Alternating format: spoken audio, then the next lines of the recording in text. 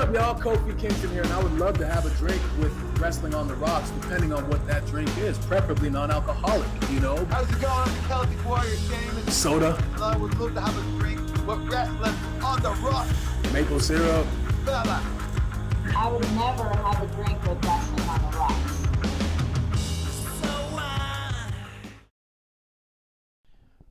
Welcome to episode 1. Welcome back, patrons, people who come have a drink with us, drinking buddies, wrestling buddies. We are Wrestling on the Rocks. That's right, where every show is our first show. Every episode is episode 1 because we can't move on until we get this right. And I'll tell you, today is not that day. We have not gotten it right. No. Today is not our day. I don't know how many times people saw us click live right now or not. It looks like we were live on Twitch or Twitter when we had no idea we were. Like, I don't know. Who knows what's going on today? All we know is it's only episode 1, so don't fret. Don't fret. Nothing to worry about. Only first episode. Oops. Guys, we are at WOTR, the show. This is Wrestling on the Rocks. I am at Ref Marsh. We got producer lady over yonder. Hello. Oh, my God. Producer Hello. here. Producer. That's not what I sound like. This is what I sound like. Yeah, no one said that's what you sound like. Producer. I don't sound like that. Boop. I guess have with us, as always, Amanda Jane. Say what's up. What's up, people? We're technologically challenged today, and I blame part of it on me. But, you know, I'll take the heat. But it's only episode 1, so. Only episode 1. No big deal. No big Amanda deal. Jane with a Y. Mm-hmm. Yeah, we're happy to have her. She slid into home. Her location, her filming location via satellite was out of power, so she made it work. She went all He-Man on it and did, I have the power! And a cheeseburger. Oh, that cheeseburger will do it. Yeah, hold That on. gives me the power. That gets me revved up, I'll tell you. Let me show. Wait, well, hold on. There you go. I'm on There you my work laptop. I don't want to drop it. There you I go. can give There anyone you the go. power. And that's right. We have with us one more time, run it back, as they say.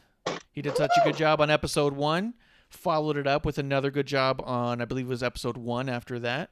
And he is back here today for his debut again on episode 1 again. Love it. Justin, say what's up, man. Yo, what's up, friends, drinking buddies, rest of the IWC. Just in time right. here. Back again once again. The curator of the IWC, the Dawn of the IWC, of this side of the IWC. Just in time 211. So Nice. happy to have you. Happy to have you. The Dawn, I say. Getting so many titles now, like, I'm going to lose track of them. Yeah. Well, you know, you could change your Twitter little headline thing every day like the Bucks do. So I wouldn't blame you if you decided to go that route. In my book, you're more over than the Bucks anyways. Yeah. What to say? Am I going to be more over than the Bucks? Yeah. Oh, yeah. Well, let's start off simple, guys. I'll tell you, I'll go first. Today in my glass, I've got Elijah Craig small batch Kentucky Straight Bourbon Whiskey, hitting it again one more time.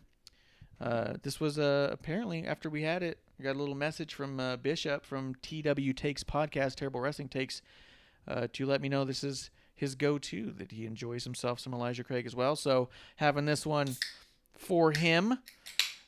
Speaking of Terrible Wrestling Takes, I'm going to throw this out here before we get into what's in your glass. Terrible Wrestling Takes TWT's podcast TWT podcast, TW Takes Podcast.com/TWTs. Well, they'll find it. Keep Googling, you'll get there. Has a promotional code for us in the spirit of Klump not being here today, which is really funny because I don't think he's heard he's the only person who doesn't know yet. The promo code on twtakespodcast.com/TWTs for 25% off for all Wrestling on the Rocks listeners, drinking buddies, is Suck It Klump. One word, Suck It Klump. Oh, it's Klump new with a one. K. It's a new one. It is a new one. Fresh off the presses in Delaware. Nice. Yeah. Well, I'll give Delaware Where the that. mailmen are off the freaking chain. Yep. Yo, I just We'll give ordered a Delaware box of cigars.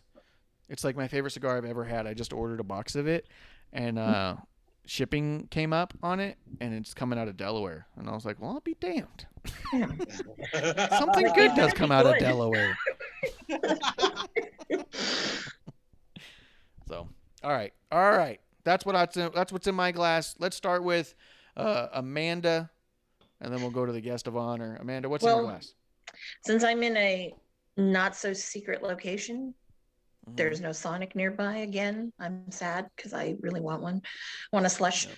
But I just have regular Coke in a bottle. So there's going to come a point in time where I'm going to walk away to go get one. And then I'll be back. And I have, obviously, a cheeseburger. A really nice one. Wagyu beef, Gruyere cheese, bacon. Yeah. We have living the life. At any time, if you need to freeze frame or mute your mic to get a few bites of that burger in, do not let us stop you. That sounds delicious, and I'd be doing the same thing. So, especially as me and Justin do stuff, if you think there's a minute that you want to lay out and just have burger, fucking do it. Justin, what is in your glass? So Amanda doesn't have her sponsored, not sponsored, but I still have mine. Sponsored, not sponsored. Pepsi, let me know. I will definitely come and let you I'll be your voice. I thought it was watermelon Mountain Dew. Is it not? Yeah, it is, but it's from Pepsi. Oh. Pepsi makes Mountain Dew? Yeah. Why isn't it That's weird. Pepsi Dew or something? Why isn't it Pepsi Dew? It's distributed to Pepsi. That's all I know. All right. So CM Punk's got to deal with them. There's no reason Pepsi shouldn't have more commercials with CM Punk, so far as I can tell. But fantastic. You guys are having your soda. I'm having my bourbon. Guys, it's not about what you're drinking. It's about who you're drinking with over here in the dive bar of the IWC. As long as you're here with your drinking buddies, I don't care what you're drinking. So we're glad to have all you guys here with us today. Glad to have Justin Time back. Glad Amanda could make it with the power. Cheers to everybody for what's in your glass to begin with. Oh yeah, a lot of news today. What do you got over there? I don't have a glass yet, but I'm kind of eyeing the peanut butter whiskey that we've got. Little screwball. Good That sounds so good. Good choice. Oh, it's delicious. Yeah, it's so good. And I salute y'all with my cheeseburger. Yeah, Amanda usually has her slushy. Amanda usually has her slushy and Stoli, and every time I drive by a place with slushy like EG's over here in Arizona, I think of it. I think of Amanda, and I'm like, damn, that sounds so good. Yeah. One day when Amanda makes it out this way. Well, you know what? Who knows? Who knows on this crazy world tour of life? Right? And everybody's opening up. WWE said that by Money in the Bank, by SummerSlam, that they're going to be touring again. AEW's already announced that they've got tour dates going. They're getting people back in. It's happening. So hopefully sometime this year, the three of us can all have a drink together somewhere in this town. And by this town, I mean the IWC as a town. So somewhere in the world. Who knows? Who knows?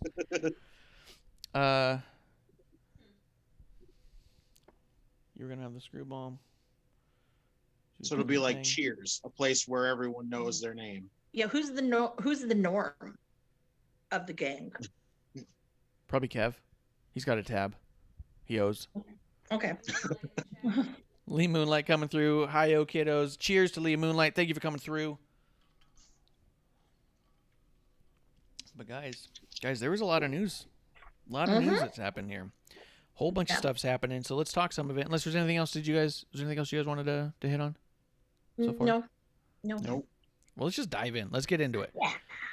Swan dive. Let's do it. Let's start. We'll start with a thing that should. No, I'm not going to say it. But here's what we'll start with. In Japan, the IWGP World Heavyweight Championship has been vacated due to Will Ospreay getting a neck injury that he is not going to be able to get back into action to for quite some time. So the title has been vacated just after he won it. They made a huge deal of that that butterfly looking belt. Looked a lot like Cody's tattoo. So, but Will Ospreay, he hurt his neck. The thing I find ironic about that, just to throw it out there, is the last couple matches I've seen of his, I was like, wow, he's put on a lot of size. And the people I was watching it with said, yeah, he's trying to have a lot less dangerous style. He wants to have a longer career, so he's going to stop doing a lot of the flip stuff. So he's trying to be more grounded so he doesn't get hurt. So he's putting on all this weight to protect his neck and stuff. And I was like, oh, that's pretty cool. Maybe we'll see some cool stuff coming out of him. And then what happens? Fucking hurt his neck. And I was like, it didn't work, I guess. Like, it's fucking nuts. I didn't see the spot, I don't think. I don't believe I saw the spot where he broke his neck, but maybe I did and just didn't realize it. Let's start with Amanda. Let's let her get it off her chest. What do you think, Amanda, about all of this? Okay. So, Here it comes. out of some respect, I did not unlike some people on the IWC were laughing about it and like, well, you know what, when when you're kind of a douche canoe, whatever, I didn't say anything, but it reminded me of something I said probably about, I want to say around the time when WrestleMania was in Orlando this last time. But I didn't go to that stuff. I only went to WrestleCon. And I remember watching Will, and I said, that mofo is gonna break his neck. And I'm not I wasn't predicting it or anything. So please, people, don't think that I have voodoo, because I do voodoo, because I don't. But I always thought that, he doesn't have control of his moves. I'm going to use Ricochet as an example. Ricochet, he can do all of these things. They do about almost the same move set, but there's a difference. Ricochet is controlled, and it doesn't ever seem like it's chaotic. So if you're in the ring with someone like, okay, let's say I'm gonna pick on Hiromu, okay, another one who has that same kind of flippy, but not set. Again, it's like, you got to remember who you're working with and whatever. But I know he wants to be the best in the world. Okay. He wanted to be a heavyweight. He gained his weight. One of the things that I noticed, and I made a lot of fun of it, you can look on my Twitter in the history if you type in ocean spray and then, weight gain or whatever. I had said, what's he going to do? Because he's gaining all this weight and trying to do a 450 when you've got maybe 30, 40 pounds more stuff on your body. There's got to be some kind of learning curve. And I always thought that after he did that, he looked kind of botchy, more so than normal. He didn't slow you down. Can fight, you can at me, and I will, it's not because, there's three things in life that are certain: death, taxes, and girl beats Osprey. Not saying that, but that's not coming from that end. But I'm just saying, I think that it's a shame. Yeah. But then it's like, what? It makes people like him, Sammy Guevara, a lot of those guys, because Sammy's really changed his move set more so than Will has. And I know Sammy's I always say, he's one concussion away from not being able to do this anymore. So sucks on the neck injury. I don't know how severe it is. Obviously, it's severe enough that he's going back to the UK. So this is going to be rare for me. So everybody record this. I wish him well. Yeah, I do wish for a speedy recovery, but I agree with the aspect of we've talked about it before. I believe it was in episode 1, if you go back into our archives. The Ricochet moves so fluidly that it's almost unnatural how natural he looks. You see people and you know that they have to get where they're going. You'll see someone to adjust in a certain way, and you see none of that with Ricochet. To me, he is the single best mover to physically move in the ring than anyone I've ever seen in the history of wrestling. He gets where he has to get, doing insane things that just make sense. He makes the most sense of his movement. If he's got to flip over you and be in that other corner, he's going to make it look like he has to flip over you to get to that corner because he's about to attack you from the other side. And then if there's some sort of reversal, you know what I mean? Like he never looks like he's waiting for someone.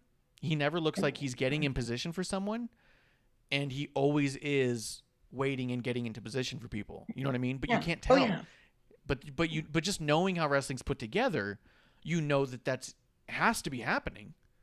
But the way he moves never leads you on to that. And it's absolutely outstanding. And we've talked about it before. That was one of my things with him versus Ospreay, as you said, that I never got that impression from Ospreay. I felt like he was so overly choreographed that he looked like he was getting exactly where he needed to be and making sure he was somewhere else. It looked heavily choreographed, where Ricochet looks incredibly natural. And I even said, if Ospreay can figure out how to move as naturally as Ricochet, he's got everything else down. Yeah.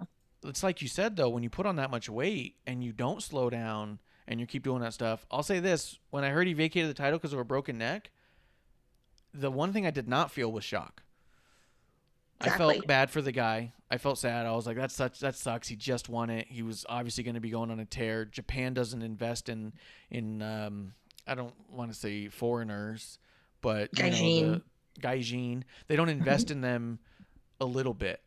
You're either just kind of in the card somewhere, or you're in the world title picture going somewhere with them. They don't give you the world title as a gag on the way there. There's no gaijin Miz who just gets the title for a week and drops it. Like if you're getting the title, they're backing you, they're behind you. So I thought that sucks for him. It's so bad. But the one thing I did not feel for a second was shock. I wasn't like, how could this happen? I was like, oh, I wonder if I saw it happen. Like, which kind of sucks to say, but. I mean, that's mean of me to say that, but it's kind of true. It's like, I'm not shocked. I'm not surprised. I'm surprised that I wished him well just now, but also you don't want the guy. He can be an asshole. You don't want something to happen. Like the New Jack thing. Yeah, we talked about it before. Some people were shitting on the idea of New Jack, of people saying R.I.P. New Jack. Well, fuck off. Yeah. Like, he didn't have to be a good person, but you don't want a family to lose a loved one at the end of the day. He's still a human. So yeah.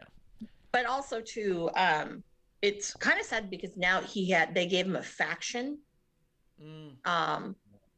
And so that guy leaves those three guys kind of high and dry right now. Like, do you go on? Because who knows how long he's going to be out, or if he's going to come back. Yeah. So you don't know. Depending on the severity, that could be it. Like, who knows? Yeah, wasn't that like Nikki Bella's thing? Nikki Bella, Nicka Rooney, Nick Bella, Diva Bella. Forget it. I don't know. I'm not even a drink cannon. I'm sounding like Bishop on episode 1. Let's pitch it over to Justin. We have not heard about oh my god, Justin, fucking what do you say? Whatever you want, Justin, just take it. I mean, I wasn't really shocked. I kept hearing about how he was putting on more weight and that he was actually adapting, like changing his style up, and I was really like more interested on just where he was going, like what he was going to do with the world title. And now that it just feels like it got cut short this soon, it just sucks for him. And I hope he recovers quick. I hope it's not like too extreme, but I hope New Japan has something in mind for him for the title, because I'm hoping it's going to be a tournament. That'd be kind of fun. That'd be I only cool. have one person in mind. That's it, to win it. That's it. Who do you have in mind? I'd say give it to Shingo. Yeah. Who do you want to give it to, Amanda? As long as it doesn't end up on Jay White again for the 700th time. No. I'd like to see it either on Shingo, because I think he's just amazing. I would still laugh about his junior, Best of Super Juniors run. It's not a Super Junior. Come on, people. Or the other one is, I'd love to see Murder Grandpa with it. Oh, that'd be good. Ooh. What do you think about the possibility of this? Because we know that there's a relationship there. We know that titles have moved between there before because he's a former IWGP heavyweight champion. Because he's currently the belt collector, do you think there's any chance they put it on Kenny as a transitional thing because it's a believable thing that AEW can exploit? Do you think Tony has enough money to do that? Because I'll tell you, well, his dad does, not Tony. Well, that's a good point. No, Tony definitely does not. The question's not if Tony's got it. It's the question is his dad going to fork it over? Like, Dad, is he going to sell another yacht for this? Soccer team. Sell the footy team, Dad. Yeah. Sell the footy team. No. So, do you think that's possible? Because there is the forbidden door is open. Moxley's your current U.S. title holder, and he hasn't dropped the title back, and he hasn't even been back to Japan since he got it. Mm-hmm. Do you think it's possible that they work out something here where, hey, we have kind of a unique opportunity? Mm-hmm. It may not have been in the plans, but is it something we can all capitalize on? I don't know. I just think that the conversation's probably happening. If I had to venture a guess. Could be. Yeah, but aren't they still salty though about I don't know. Kenny not coming back in the Bucks? Who knows? I don't know. I mean, I thought there was a huge issue there with the Bucks and the NJPW because of how they were treated there, because no one in NJPW thought they were as good as they thought they were. You know what I mean? That they were always like a mid card at best. They were never booked strong in Japan, and the reason super kick parties happened is because they didn't even want to fucking do half the shit they had to do, so they just did super kicks endlessly, and they made a joke out of it. Like, well, if we do 1,000 super kicks, we can get out of this match more or less. Like, their whole thing in Japan was that they weren't respected by the people there, the audience, or the company. So I thought they would have so much bad blood that they wouldn't go back or even open that door, but apparently that's not the conversation, right? So just because the Young Bucks don't go back, just because they may not have any relationship with Young Bucks, NJPW was always behind Kenny. Oh, yeah. Kenny is nobody without NJPW, which could be said about other people. I'm not trying to say that as a dig.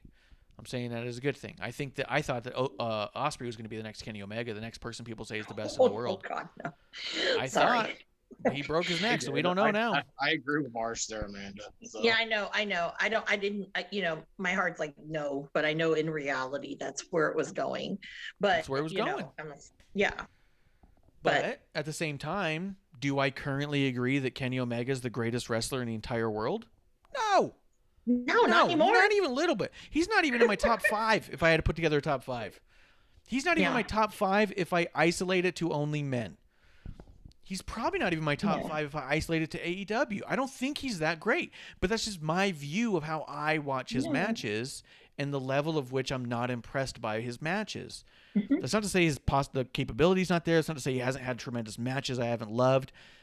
As it stands right now, that's not how I feel about Kenny Omega. So if someone were to say that about Ospreay in the middle of a run like this, I would say I understand your argument, because I understand the argument behind Kenny. I get it. When people say that, I know why you say that. I don't think we need to have an argument about it. I just don't agree, and I think that's fine. You know what I mean? We want different things in our wrestling. But with that in mind, they have an opportunity here which wasn't there before. That may not have been even on the table, but now, hey, you have a vacant title. We have a former world champion from there. We're doing this thing with Impact. We've shit all over the Impact titles already, so they already seem lesser than. What if we actually put on a title that actually meant something that we couldn't really shit on? And we're not getting the NWA title. I don't think Nick Aldis has given it up. It's his entire identity. Without that title, I don't know that Nick Aldis exists. He dissolves like the photograph in Back to the Future. That's not true. He would totally dissolved had they had Aldis Skrull too. Right. He could have survived that. If he loses it to Kenny, it's like fucking Thanos. He just fucking into dust. That's I would love to Aldis see that. needs that title right now, and I think that's fine. I think there's nothing wrong with that. No. And Aldis can block me on Twitter. He blocks everyone else, I guess. But I'm blocked. I see. Yeah, he blocks everybody on Twitter. I'm not concerned about it. To be honest, I don't pay to watch him wrestle anyways. So, but I did once before, and to be honest, when I left, I thought, God damn, how good was Trevor Murdoch? You know what I mean? So all I'm saying is Nick Aldis's identity is wrapped in the NWA title. So I don't think that they're going to get that on Kenny. But No. you have a vacant title in NJPW and a title that is impossible to shit on. Yeah. Without really fucking up a lot of relationships. And to be honest, the way they've shit on the Impact titles, the AAA title, Yeah. those companies have nothing to gain, nothing to lose by letting them shit on it, because they're like, well, at least people know about the title. Believe me, their audience knows about IGPW, GPW. They can't shit on it. So it would add a level of prestige to Kenny, is what I'm saying. And I just think it's a conversation that might happen. I don't know. Well, at least he would get away from this kind of jokey, whatever kind of wrestling it is, you know, because honestly, like, Yeah. when I hear he's wrestling, I'm like, oh God, okay. You know, it doesn't excite me. You know, I mean, I personally think that there's stuff that's better on Dark and Elevation than watching Kenny on Dynamite. Yeah. But yeah, Yano shrug, since we're talking about New Japan. I don't know, Justin. What do you think about that? And do you want to try and say why you think it should go to, who'd you say, Scooby? What? I didn't catch the name. Okay, yeah. I'm gonna keep that one as a backup now with Kenny, because I mean, I wouldn't be the biggest fan of it, but if it happens, it happens. It still keeps the legitimacy of the world title for them, and they're putting it on Kenny, somebody who they've trusted for longest time. So even after he left, they probably still are buddy with Kenny and all that shit. So yeah, but. So I'll definitely keep that one as a backup just in case, because if it happens, I'm gonna be like, well, Marsh was right. Right. Well, I think it could happen. I don't know. I don't know if I would like it or not. It might be neat. But I think Shingo, because after hearing about him having that match with Ospreay, and from what I've seen him when he wrestles, my God, he is freaking great. Junior heavyweight, my ass. That fucking guy is a heavyweight. There's no way. Yeah, I'm like, what is this? Yeah, he moves like a junior heavyweight, but my God, he's built like a heavyweight. He's the definition of when Bray Wyatt was Husky Harris with the army tank with a Ferrari engine. Oh yeah, that's him. Yeah, that's Shingo in a nutshell for me. And I think they need to put the title on him. Don't revert instantly to Okada, because I don't know how many more times you can give Okada the championship. Yeah, he's going away anyway soon. So, but you know, I don't know. But I think like with Shingo, the matches that he had with Jeff Cobb, holy bullshit. Yeah, I'm like they were. I love those matches. Yeah, those were great. I think those were some of the best of the year that New Japan put out last year, I think. Yeah, I'd definitely say put it on somebody different than just the general obvious same people of resorting to Okada, resorting to Naito. Just start putting it on someone different. Don't put it on Coda. Yeah, don't Jay White it. Don't Coda it. Do somebody that's different. And I think that would probably be the best, because I don't think that, I'm just trying to think of everybody on that roster. And I really think that if you don't put it on Sonata and have Sonata leave LIJ, because I always thought Sonata was going to be the one to leave LIJ, because he was always been rumored to be the one who they were grooming to be the next Okada. But, you know, I don't know. It's weird, but I'd rather... Evil leaving to me was still the weirdest one. Yeah, but I think, yeah, I definitely... See, that's what I'm thinking about with Murder Grandpa. I mean, how much more does the guy have? Well, I mean, Jesus. I mean, he probably can do this until he's like 80, like one of those little old Japanese guys, you know, at the bathhouse. But, you know, I think, yeah, don't ask me where I get these visuals from. I just can't see it.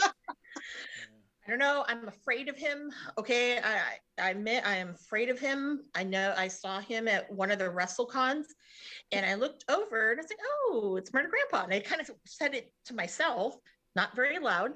And then he gives me this big smile, and I just like turned around and walked the other way. I was like, oh, God, that's scary. So, you know, and he's really nice to, when you meet him, apparently he loves the lady fans who come and chat with him apparently. Yeah, because all the men say he's mean. I go, how come the women he's always nice to them? I go, I don't know. I don't know. Flair type. I got it.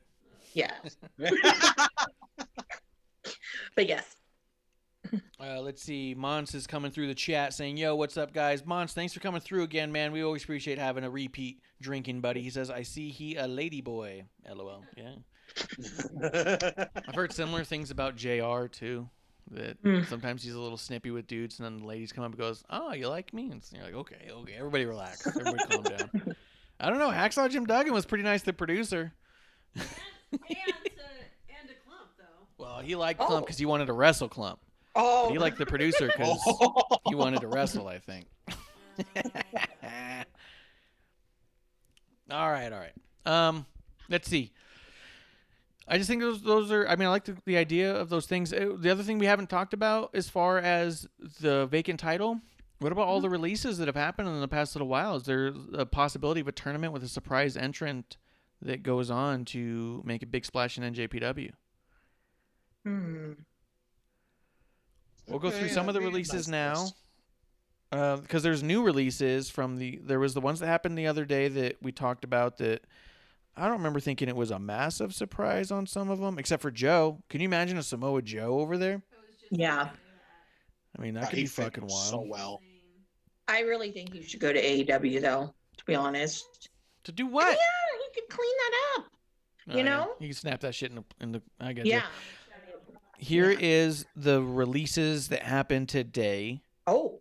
None of them stand out as potential NJPW, except maybe one. So starting off, Drake Wirtz was released, the referee who had a lot of things going on. Good riddance. Yeah. Yep. Actually, this happened yesterday, but there was one release today. So Drake Wirtz is gone, and that happened. Alexander Wolf is gone, which is surprising because as we talk about NXT here in a minute, he had a match on the show, but he's no longer with the company. He's one I could see going to NJPW and making a splash potentially, but maybe not. Kavita Devi, which I believe was their first Indian-born woman who was signed. Oh, okay. I believe, if I remember correctly, and so she's gone. This one was kind of a surprise to me. Brandy Lauren / Skylar Story was her name that she never even got to debut with, but that was her official WWE name. Oh, Janela's girlfriend. Yeah, I was surprised because I thought she had a good look. I've seen a match of hers, and I thought she showed a lot of promise. Yeah. I thought that I could see what I saw it, and I went, oh, I see what they see. And this must be really cool for her to be able to work with the people she's going to get to work with. And then let her go before she ever made it on TV. So I don't know what happened there, and I was actually pretty surprised by that. Remember, she was once. What? Remember, she was on TV once. She was one of the women in the hot tub with Damian Priest. Yeah, she was on TV in the hot tub, and then she was also at Raw Underground. She could be seen in the audience there a couple of times, but she was never even in the ring. So, Jake Clemmings was let go. He was the referee from Evolve that they brought in. He famously did the referee spot with Seth Rollins where he cheated for Kevin Owens, and then Kevin rips his shirt and he's got a Seth Rollins shirt underneath it. I was surprised to see him go because that guy, I have a DVD from Jimmy Corderas called Refereeing 101, and it's a seminar he put on. And he goes over a lot of like the basic rules of wrestling, how to handle being in front of a TV, how do you work a hard cam versus the other cams. He talked about how do you square off to get the right vision in difficult situations. Like, it was really interesting and a really cool one. And then he even said in a few parts of it, he goes, what I am telling you guys is strictly how you do it on a WWE level and what that company likes. He goes, I didn't have much, he didn't have a lot of interaction outside of that. That's his bread and butter. That's where he learned it. That's what he knows. When he does indie stuff now, it's based off of that information. So it was really cool to see that. But one of the people in that DVD, in the audience, in the group, in the ring with him was Jake Clemmings. And I was like, holy cow, that's the guy from Evolve. No wonder he's so clean in the ring and one of the guys I look up to as a referee. But they let him go. He did one main event, I believe. And I mean main event as in it was like 205 Live. He did a 205 Live match. What's that? And that was it. So I don't know what's going on there. I was bummed by that and surprised. Ezra Judge, who was known as EJ Nduka. I've seen him all around online, but I'm not familiar with him. The dude looks jacked, and he's got a great look, but I don't know enough about him. Jessamine Duke, one of the 4 horsemen of the MMA. Really interesting. That Yeah. one surprised me. That one was surprising. Vanessa Bourne was let go. She did tagging with like Aaliyah, and I believe she tagged with Liv Morgan for a minute, and she did largely nothing. And she put out a video. She was kind of nice, kind of smarmy, and I was just kind of like, I don't know. I wasn't. But the last one who was released today was Velveteen Dream.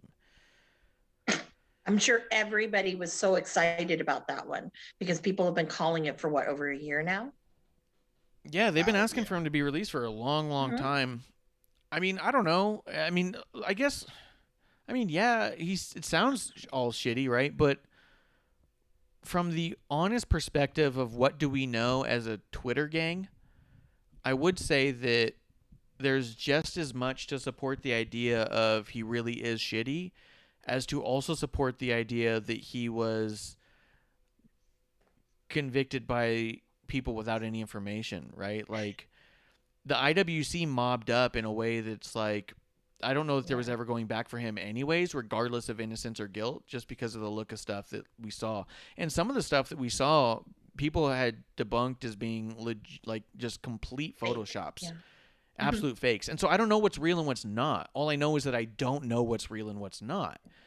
So to me, one of the downsides of this is we'll never really know if it was true or if there was just no getting away from it anymore, if the damage was done, regardless of truth. And if that's true, that sucks.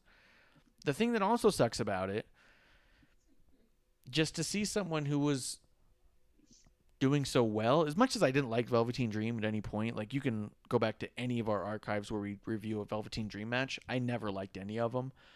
And it's documented. I'm not saying that to be like, oh, look at, I knew this. No, I didn't like his matches. I didn't like him as a character. I didn't like any of that. But regardless of that, he was huge. He was over. People loved him. People were calling for him to go to the main roster. And I kept saying, I don't see it. It's not my thing, but sure. It just sucks to see someone go through a downfall like that, right? Like, if it's true, it's good he's gone. If it's not true, it sucks that the mobs did him in. And if it's true, what a bummer for someone to ruin their own fucking life that way, you know? Like, fuck. It sucks when you see wasted potential. And I'm coming from a weird place right now, I'll tell you, because some weird shit's happened in my personal life lately, and I've seen a lot of wasted potential, decisions made by people and substances that you go, the only thing stopping you is your fucking self. Like, so it was just one of those things too, where I looked at this and said, man, the fucking wasted potential is the sadness here. Yeah. You know what I mean? Mm-hmm. I mean, I get celebrating that he's gone. If all that stuff's true, yeah, fuck him. Yeah. You know, but yeah, but I'll agree. Even if it's true, yeah, even if it's true, fucking wasted potential. But go ahead, Amanda, say what you like to say, and then pitch it over to Justin. Yeah, like I think that, you know, with this whole thing, it's like the internet community is a big gang. Okay, and there's also a lot of, I will say, they contradict themselves too, I guess you would say.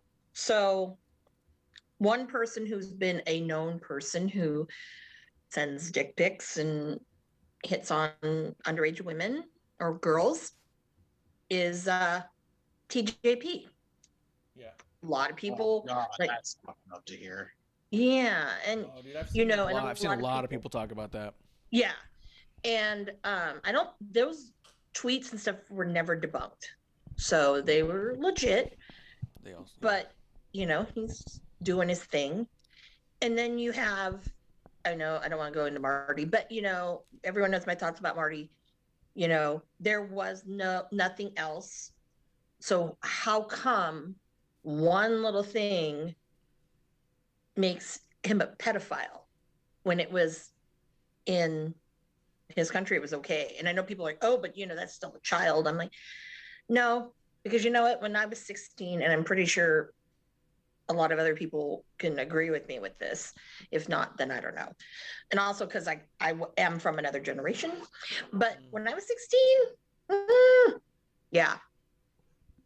So yeah. I was out there. It's awful, but yeah. I remember being like the only kid in my high school who wasn't sleeping around, and I was like, what the fuck is happening? How am I not? How do I get a part of this? You know what I mean? Exactly. And I knew a lot of people in high school who were sleeping with people much older than them too. Oh, And yeah. I even an ex of mine had a younger sister who at 16 was doing up her makeup and going to restaurants that had bars attached, because she's like, if I do my makeup right, they don't check your ID when you just wander into the bar, and then I'm good. And she was going home with dudes all the time from the bar. And I mean, I remember sitting her down and being like, you got to please stop this, because if the wrong fucking person like figures it out, like that's their life is over because you wanted to dick around. So Yeah. I mean, that shit happens all the time. So I mean, I guess it just makes for a gray area in the story. So I don't know about any of that. Yeah. But I agree with you. Like TJP over in Impact, he's been pretty fucking rambunctious online, and a lot of people have pointed at it, and still no one's calling for arms there. And I mean, and NJPW, because he's on the NJPW USA program.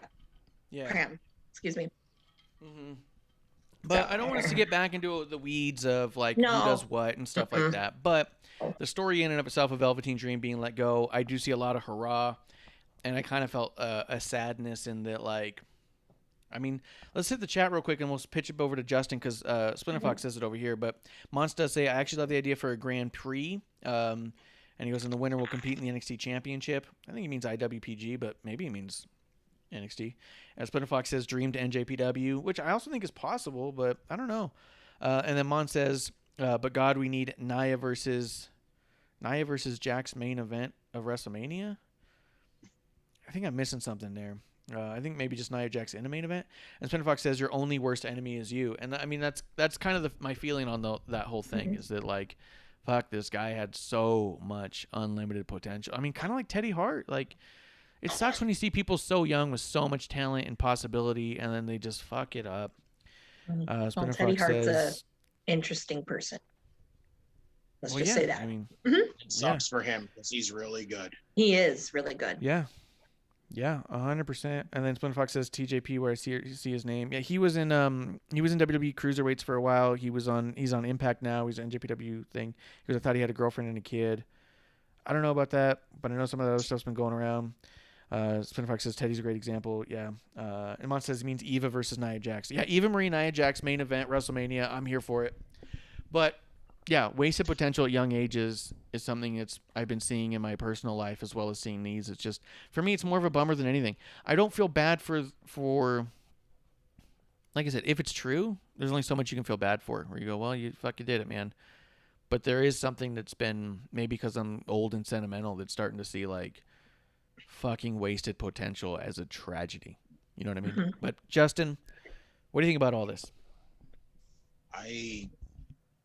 I'm in the same boat as you. I started to fall out with Velveteen Dream. Like, I was fine with Dream for a little while, but I started to just he got to this just point where I got tired of him. He got boring over the time. Like, but it's one of those innocent until proven guilty, guilty until proven innocent things.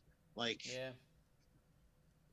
Well, it's just something we're never gonna know, and until then, yeah. Like it's like with the Enzo thing. Like, we didn't know anything about that. We all assumed he was guilty, and then we found out he was innocent. Eventually, I feel like it'll be the same thing with Velveteen Dream. Eventually, one of these days, we'll find out if he's innocent or guilty. Either that, or we won't at all. But even that, some of the Enzo stuff I've seen back and forth too, and I think at the end of the day, a lot of it's like, I don't want to say none of our business, but a lot of it's like we don't fucking know enough to make it our business. Like, a lot of that shit's handled in courtrooms and with lawyers, and a lot of the shit's fucking hearsay, and we all want to pretend like we have enough information to know exactly what happened. And unless you're in the room, you don't know what happened. You can say stuff's painted real bad. I mean, there's people who wrongfully convicted all the time because you can paint a story that looks real bad. Then other stuff can come out and you go, oh, apparently that wasn't the case at all. Like, I've watched a dozen documentaries about people wrongfully convicted and then being proven innocent. And it just comes down to like, hey, that's just who they picked, and that's just, it was easy to paint the picture, and so here we go. So I'm not saying any of that stuff didn't happen. And I'm not defending the guy. I'm speaking as the dive bar of the IWC. Speaking to my drinking buddies out there, that when we look at things like speaking out, and when people talk about things like cancel culture and people want to correct it and say we want it to be accountability culture, and I agree with that concept, I think there's a level of accountability that falls on both sides. We can demand accountability. We should also know what that accountability looks like. And we should also know the information we're demanding it from is reliable. And if we don't, we need to step away and allow the system and the people involved to deal with that. It's not our business to deal with some of that stuff sometimes. You know what I mean? Like, I 100% think that if it's true, he needs to be held accountable. Absolutely. What does the accountability look like? In this instance, I agree with the idea of if this is true, he doesn't need to be a member of the WWE roster. He needs to be let go. That's accountability with an action attached to it. A lot of times people just say, this weird thing happened, I want his head, or this weird thing happened, let's do whatever we can to ruin their life. And it's like, you need to have like an end goal, right? Or a lot of times they're just spreading the word to spread the word. And you're like, okay, but what do you want? On a much lesser level, like the whole Mickey James and garbage bag thing. What do you want? All you said is, this is how I got it and it's unacceptable. Okay, let's agree on that. But what's next? What is acceptable? Because you never gave us that. They never showed us what they thought would have been the right answer. You just said, this isn't right. You have to also provide with, I would have felt better if it was this. And if what would have made you feel better is absolutely ridiculous, at least it opens up the conversation to say, where's the middle ground where we both feel like this is the right thing? But when all you say is, look at this, it's wrong, and you don't say this would make it right, then what's the conversation? What are we doing? Exactly. Does that make sense? Amanda, you always drink with me. Let's ask Justin. Justin, am I making any sense here? Yes, it makes complete sense. The only reason why I think people were so quick to go down on Dream before they figured out anything about it being true or not was because he did nothing to even come out and try to defend himself. Yeah. He did nothing to even go out and try to defend himself. And that is what immediately put it in everyone's mind that he's guilty. All he wanted it to do was, it's out there. All he wanted it was just to somehow get swept under the rug and completely forgot about. But again, we have no idea what any of it is. And I feel like him getting released was the smart thing, because until we can even get a clear answer on any of it, it's safer to be ahead of it and have him out without, having to deal with all this shit. Yeah. No, it's true. I mean, I guess even in that scenario, hey, maybe you cut ties and say, hey, fuck, get this shit sorted out, but I don't know, man. Yeah, it's all a bit messy. It's all a bit weird. Splinter Fox is in the chat too. Let's see. Mont says, sometimes wasted potential is something you can't control. Like injuries happen, shit happens. Next thing you know, until you are the nemesis. And yeah, sometimes there's that too. Like I've known people before where they got into a car wreck, they ended up on opioids, and they never got off of them. And you don't know how that's gonna go. And it just sucks when you see it. Sprinter Fox does say, I mean, have a life, but social media will get you if you let it. Just stay away from social media. And I agree with the sentiment of that. I do think, what was it? Naomi had a great post today. Something about how to brand yourself. And one of her like bullet points was something about do not use social media leisurely. Like it's a business thing. You use it with intent and you get off. Right? Where like Splinter Fox is saying, if you get yourself just dicking around on social media for a long time, you can end up in weeds and get yourself in trouble, walking ass backwards into something, or who knows. If you're in there and you make a stupid decision because you're drunk one night and you thought, hey, no one will ever know anyways. Maybe it was innocent, maybe it wasn't, but you fucking did it and now it's out there. Yeah, maybe just stay the fuck away from it unless you have an intent with it, right? Spinner Fox does say, remember Matt Riddle thing? I mean, I think that is worst. He was cheating, but whatever. That's just it too. I mean, that story seemed all over the place too, and it was one of those things where it's all like, I just want those guys to figure that shit out. Yeah. I don't know that it's my responsibility to figure out this shit. I watch wrestling because it's fun to watch, because I get to see zombies eat the Miz. You know what I mean? I didn't even like it, but it's like, yeah, that can happen. Am I sitting there going, I wonder what those zombies do on social media? I wonder if that zombie cheated on his wife. No. You know what I mean? Like, it's none of my fucking business. And it doesn't, I think also with social media, it also does not allow you to go to basically kind of stalk and seek out people who differ from your opinion, to, you know, to belittle them and tell them that, you know, you're disgusting, you're trash. I get this all the time in my Instagram. And, you know, I'm just kind of like, you know what, if you're going to take the time to do that out of your day or whatever, that's pathetic. So I think worse of you than you probably think worse of me, because why would you go do that? No sense. Yeah. I think the first Someone person we buys blocked my on our Instagram, I posted a picture of me in like a Heart Foundation ugly sweater, and I got these bright pink Bret Hart socks, and I put on a Bret Hart shirt, and I fucking tucked my pants into my socks to just look absolutely ridiculous.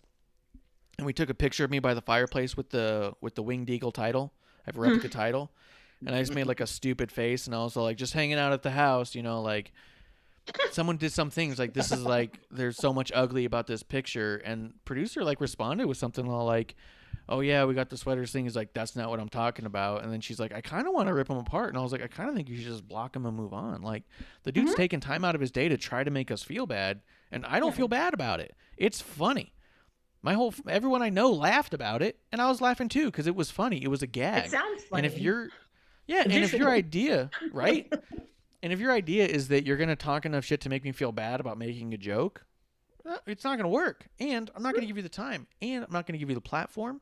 I'm not going to be your horn. You're blocked. You can never see or interact with us again. Your platform may be lesser or more than mine. I don't know. But the thing is we're not going to share a platform anymore. You know what I mean? And I think, I don't know. So I agree with you on that one, Amanda. If people take the time out of the day to do that shit, it's like, what's the matter with you? To put this to bed, I'll say this. It'll be interesting to see if Velveteen Dream is on the alumni page on WWE.com.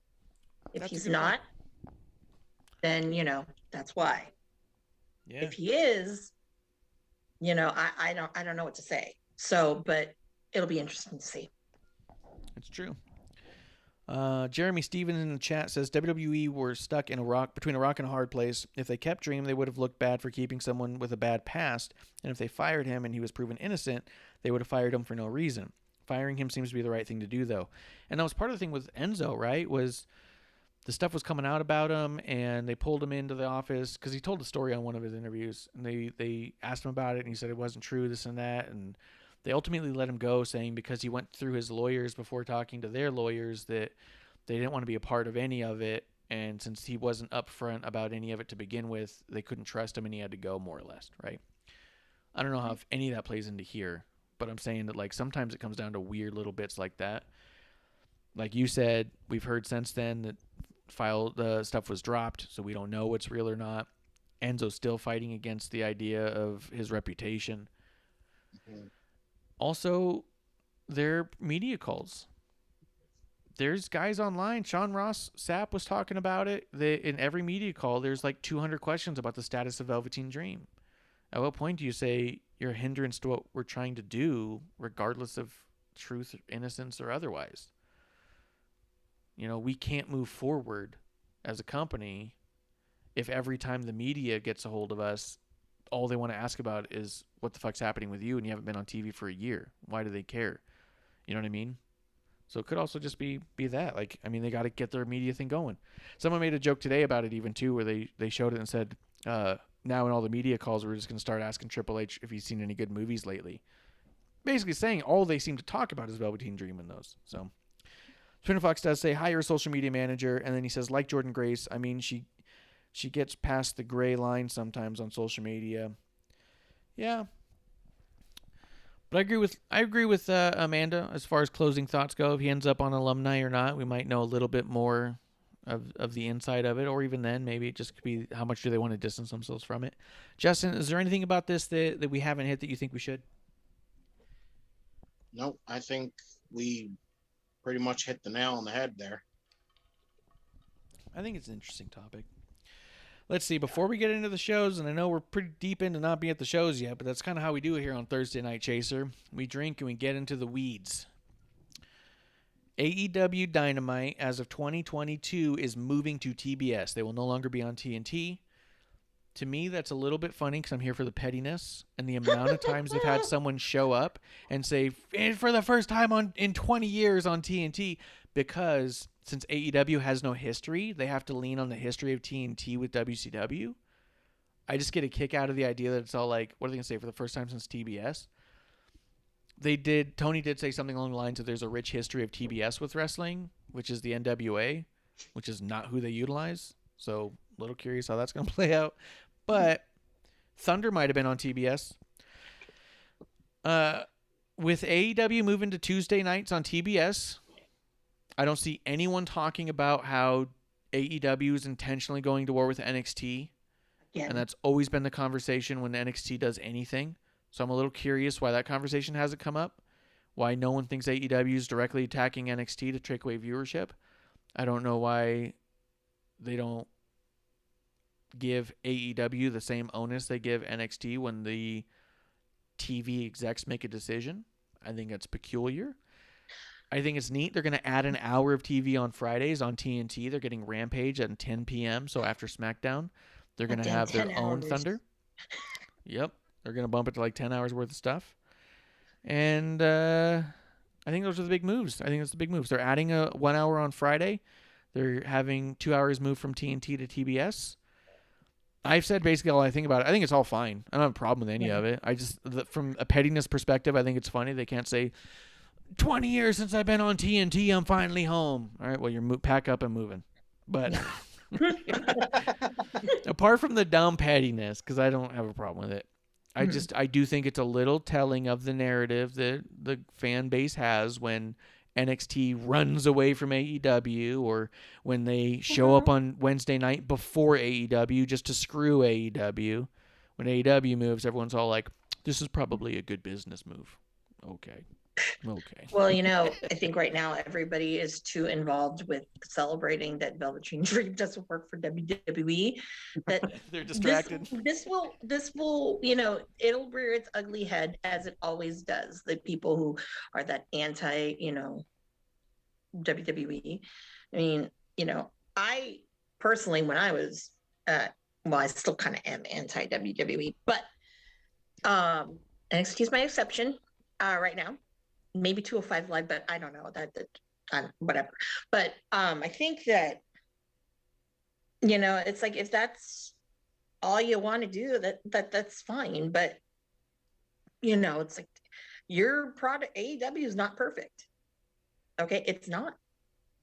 It really is not. Other, like they can't get the pyro down. They can't get the, take cover. Yeah. The blood in the cage. So, you have people that paid to go see it, and over 50% of the show was like watching it on TV. I mean, I know someone who traveled and they're like, what the hell is this? And I'm like, yeah, no, sorry. Did you go to Tony and ask for a refund?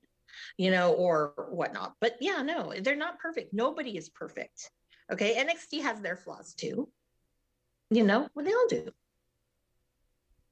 Yeah, I still think both of them are basically highly produced indie shows. Like, if you love indie wrestling and like your local wrestling, you're gonna love AEW or NXT. It's gonna be, you might love them both. You might like one or the other, but those are gonna be your ones. If you are the type to go to your local wrestling events all the time, whether it be at a VFW or a swap meet, and you just love that feeling and that aura, AEW or NXT, those are your things. You're not going to get that same feeling or look by watching a Raw or SmackDown or something like that. And I don't think there's anything wrong with that. I don't.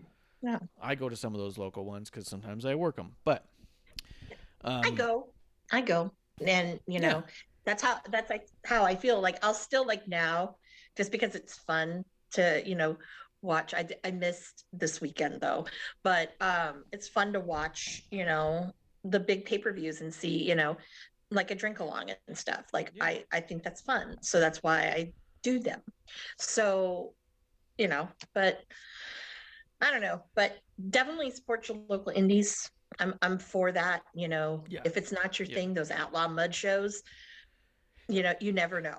You never know what's going to happen. They're usually a good time. And sometimes you watch stuff and you just kind of laugh or snicker and you say, okay, and you can forgive it.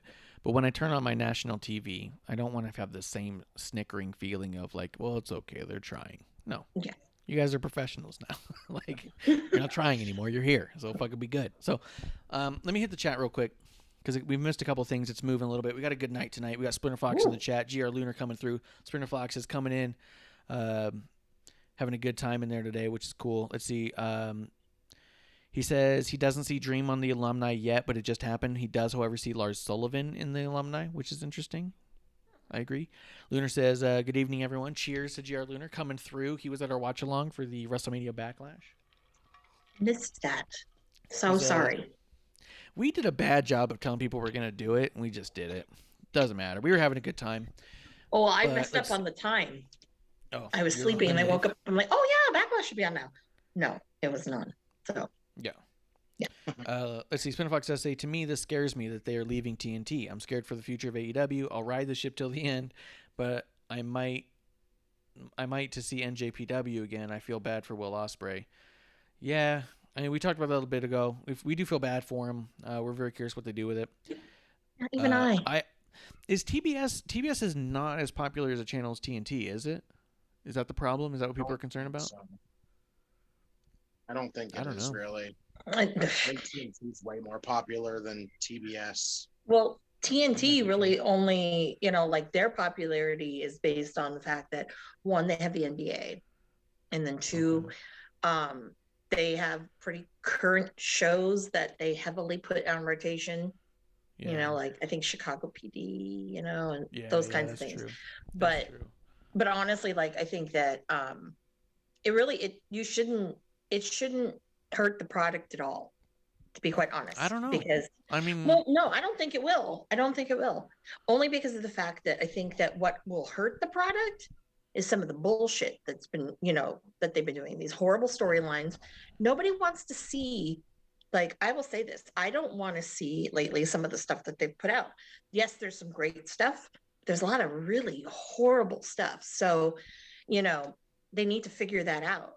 And, they've had over a year now. So, obviously, they got bumped to, they got bumped in the minors, but that's okay. It's like baseball, they can go back to the bigs. Don't worry about it. I do think that when, I believe it was SmackDown moved from, it wasn't USA, but maybe it was on USA or maybe it was on Sci-Fi and it moved to like UPN. Yeah, Sci-Fi. Mm-hmm. I think it went from like, yeah. It didn't do well over there. Yeah, no, that's where you. It did better than they. Yeah. It did. I don't want to say it did better than they expected because I think it did worse than they expected, but better than it could have been. But it was on a channel that wasn't a good fit. So when the contract came up and they could move, they moved. And it did good again. So I do think being on the right channel does make a difference. So there could be an impact by going to a TBS. I guess that's possible. So I don't think it'll do that much to them, honestly. I think they'll you think who they have is going to follow them? I think they'll be fine. As soon as they move to TBS, it'll probably just be the same thing as being on TNT. But isn't TBS a little bit more accessible? I know they're both on cable, but I think that there's more opportunities that you can see it without having to, like, buy it on some people buy it on I don't know why, or find a stream or whatever. Maybe, but like Lunar says, TNT is more popular just because it's more on the tip of everyone's tongue because of all the sports they have on there. Certifox says it seems like TNT just wants petty sports like NHL and NBA, them gosh awful sports, which is funny. Lunar making a joke about a local promotion saying you're gonna love AEW. I'll tell you, everyone who's there, they think they're all gonna be on AEW. I heard them tell somebody, "Oh yeah, we're gonna be on AEW. Just keep your eye out." And like, fucking message me. I'll tell you what douchebag said it, and you'll laugh when you hear it too because it doesn't take long to. But it's great to hear my local people. We're getting our first show back in San Francisco. I'm so excited because it's probably one of my favorite local promotions, West Coast Pro. Shout out to them. Nice. I help out with them a lot, so plug. All these guys are like from the Bay Area are stoked because they're getting booked on, you know, GCW, and they have been. Yeah. So, you know, I mean, you I know, feel like you there's a gotta resurgence remember. coming for GCW. Because Yeah. you said that, I've seen a lot more people talking about GCW lately. Mm-hmm. Even in the chat, Splinter Fox said we didn't even get there yet, but he goes, "I prefer indie GCW." He goes, "It's amazing. I would watch GCW shows over WrestleMania any day," which also makes sense because that's more your style. Lunar says GCW is pretty badass. Mhm. I've only heard and seen good clips from most of GCW. I do understand though. I think they do a pretty solid balance of having death matches versus not death matches, but I think they're more known for death match stuff. Yeah. And I will say that death matches can be quite a turnoff for a chunk of audience. So I do think it's an uphill battle that they face in that regard. But I do think the people who love indie wrestling will absolutely love GCW. Where, like I said, if you love indie wrestling, you may like AEW or NXT. I think if you like either of those, you're going to like GCW. You know what I mean? And I think too, what's great is when they do the collective and they have all sorts of different wrestlers have a show now. And that's the total spirit of indie wrestling. And I will say this last one during like Mania time, there were some things that lacked, but the time before that, there were some really great things. But again, you know, I mean, it's all subjective and whatnot. And I'll tell you guys, like, I love GCW. I'm not a deathmatch person. And I think next week I'll put the photo of me in my gear that I had. So Gage was going to wrestle. What did I do? I threw on a plastic poncho over it. I put a sweatshirt on, put a plastic poncho on. I had like a bandana and I had all sorts of things, protective eye gear. Yeah, I ran the gamut. And then the first light tube, it wasn't even near me. I ran away like a bitch because I don't like that. You know, panes of glass, cool. Barbed wire, cool. Light tubes, hell fucking no. So I think GCW just, a lot of people think it's just all death matches. And it's not all death matches. They have actual regular wrestling matches in there too. And I think they're a great company. Yeah.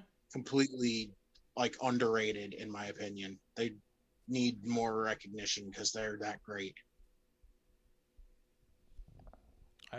yeah, Lauderdale knocks it out of the park, I think, Brett Lauderdale. So looking forward to Gage and Moxley. That's for damn sure. I know. I can't wait for that shit. It. I can't either. Did they say where they're doing it? I don't know yet. Oh, they don't know yet. I wonder. I hope it's going to be LA because I want to try to go. But that's okay. I saw the brawl. That was about it. And I was like, oh my god, yes. Is it time now? Yeah, because I was there for David Arquette Gage. That was kind of scary. Poor guy. Yeah, I don't think he knew what deathmatch was before he accepted this that match. So, yeah. His Dark Side of the Ring, Nick Gage's Dark Side of the Ring was freaking phenomenal. I know. I have to watch it. It's amazing. I haven't seen it. I'm MDK all fucking day. Let me run through some of this chat real quick. Yeah, Splinter says, just want to see wrestling. F the talking, which is funny because this is a talking show. He goes, let's see, the General Lunar talked about TNT we talked about. He says, Splinter Fox says, usually when a show leaves to a sister channel, that means the end is near.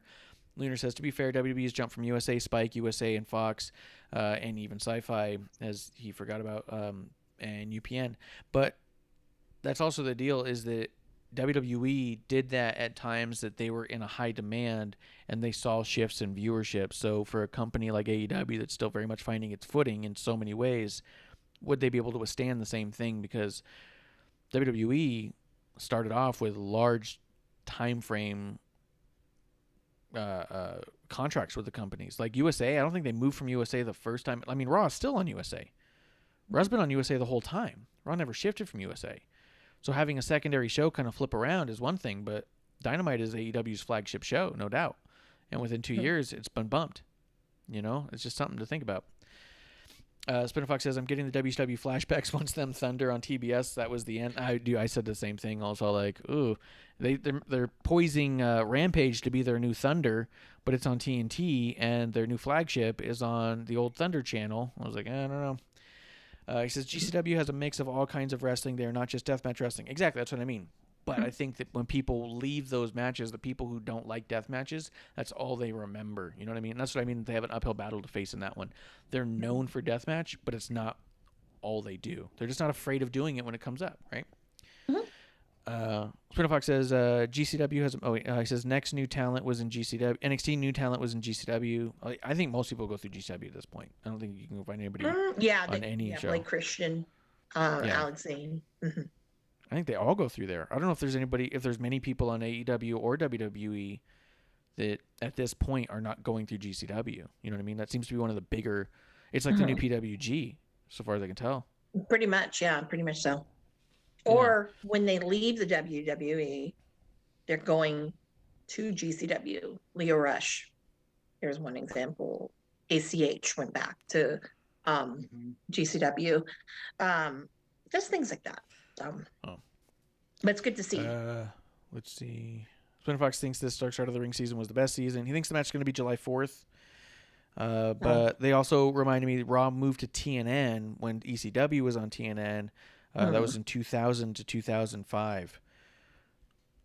So I guess they had, 4 years on USA first then? 'Cause didn't Raw debut on USA in 96? No, it was before 96. It was like 92. So they had like 8 years. There's a difference. I mean, there's a difference between being bumped in 2 years and having a contract expire. I'll tell you this, everybody, don't freak out.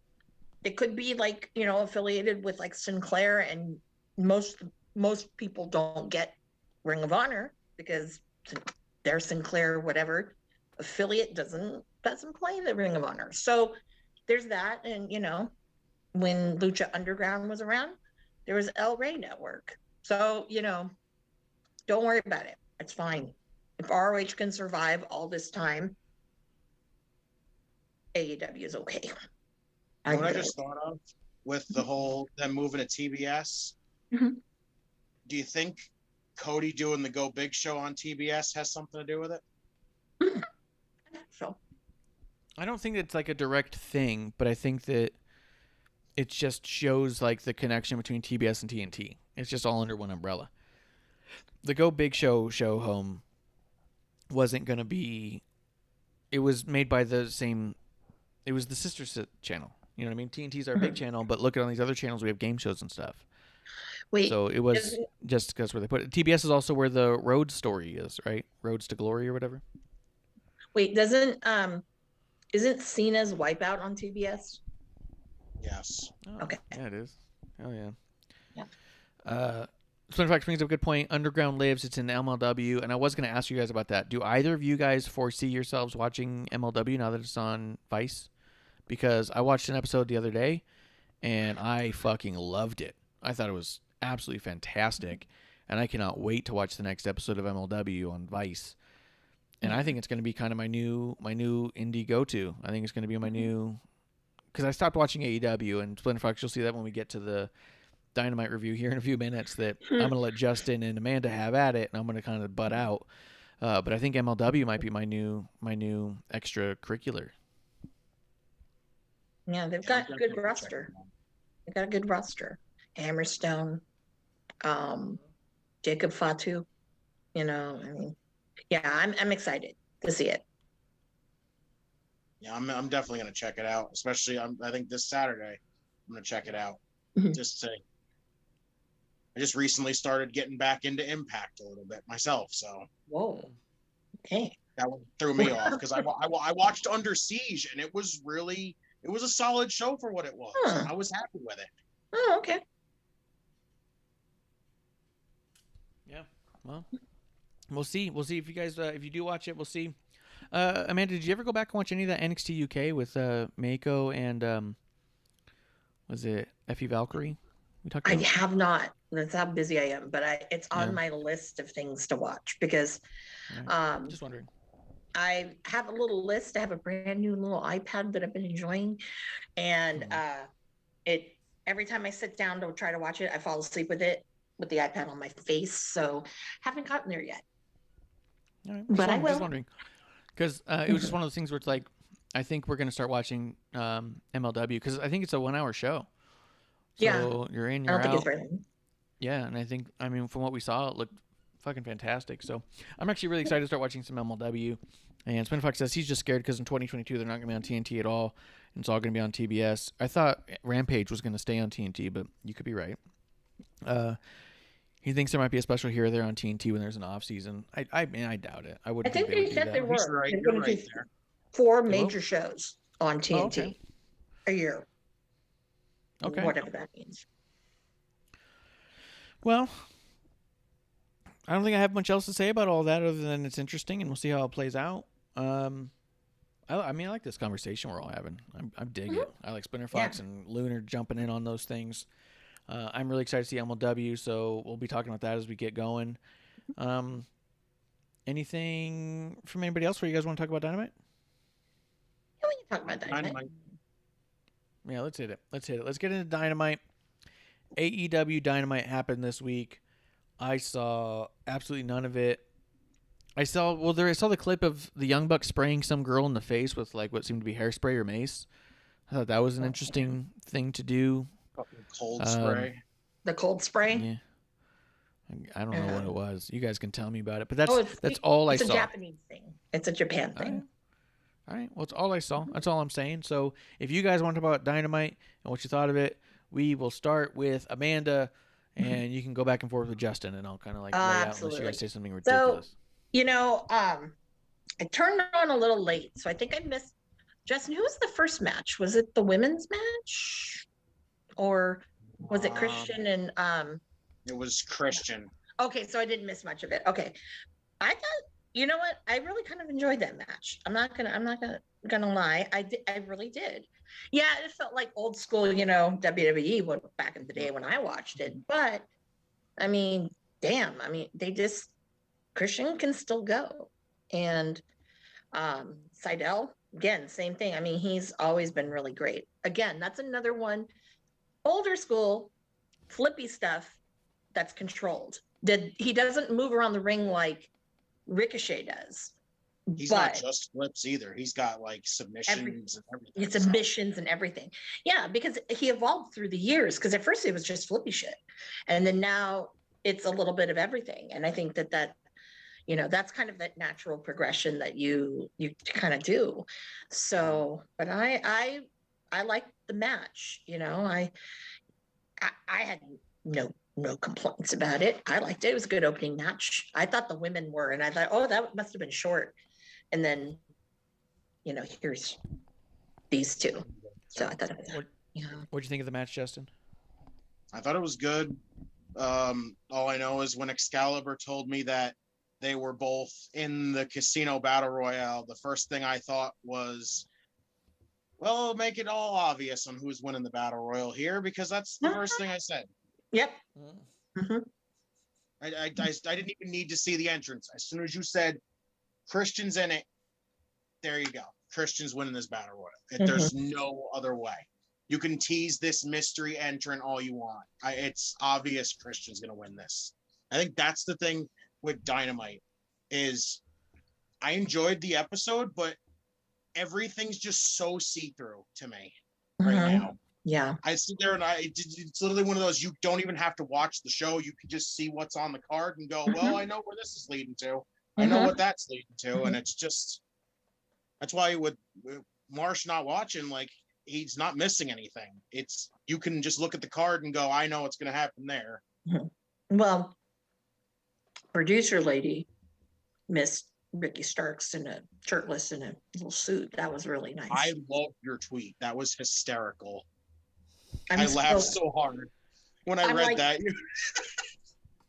A lot of people did. A lot of people like, whoa. That. It was so funny. They're like, calm down. I was like, as soon as this music hit, I went, oh God, Amanda's going to like pass out right now. Well, I will say this. When I saw that, I was like, I couldn't. And at the time when I saw it, I was, what was I doing? Oh, it was, I was eating, I had a piece of candy and I was eating. That thing fell out of my mouth, rolled on the floor, and I'm like, more. And then when Hangman came and gave him the drink, I just fell off the chair and I just thought that was hilarious. But yeah, I have not gone back and watched it because, I'm like, ugh, I need to have a time where I'm like, okay, I can, on the screen, and that made me stare like dreamily. But, is what it is. I'm there for that kind of content. I love that. Yes. And there was snow this week, by the way, staying in the snow. Have I missed it? Yeah, I was missing it a little bit because I felt ripped off because we'd see Sting and there was no snow, and we got snow this time. So that made me a happy camper because at least they still are being true to the snow. Wherever Sting goes, winter's coming. Exactly. Why? I don't know why they felt the need to put the snow there then at that moment in time, but it is what it is. I don't know. Maybe it's because Tony knows that the snow is reliable and not pyrotechnics. Maybe. Who knows? We can't fail with the snow. You can't unless wait, do they? I can't remember. Are they using like little shaved bits of ice, or are they using soap, or I don't know. I don't know either. Yeah, because that's how you can screw it up, is either the chunks are too big, or if it's soap and it starts to rain, it can get frothy, and I think it just looks funny because every time I see it and it gets stuck in Sting's hair, I go, look, Sting's got dandruff. Yeah. Don't you? Love it. Oh, I want to know what your opinion, Justin, is about with Hook. I think he's looking pretty good out there. So do you think we'll see him wrestle soon? I hope so, because every time I see him get in the ring and all of a sudden he's popping off a suplex and I'm like, is he gonna wrestle yet? Like, is this gonna happen? Like, can we get him in the ring? Like, is he gonna start throwing suplexes like his dad? That'd be freaking amazing. Yeah, that's what I've been thinking. And his little come from behind and hit him behind the back of the knee. Yeah, it's phenomenal. I mean, the kids, I'm antsy. I mean, maybe wait for the one time he slides in there and he locks in the Taz mission. I'm gonna pop like a maniac. I am waiting. Maybe he might be the surprise entrant. That'd be a really nice twist. Yeah, I think that would be awesome if he was. So if you're hearing me, Tony Khan, and I know you don't listen to me, but I'm just saying, give the people what they want. That's what they want. Yes. All right. What was next? I need to have a little sheet. I don't do notes, people.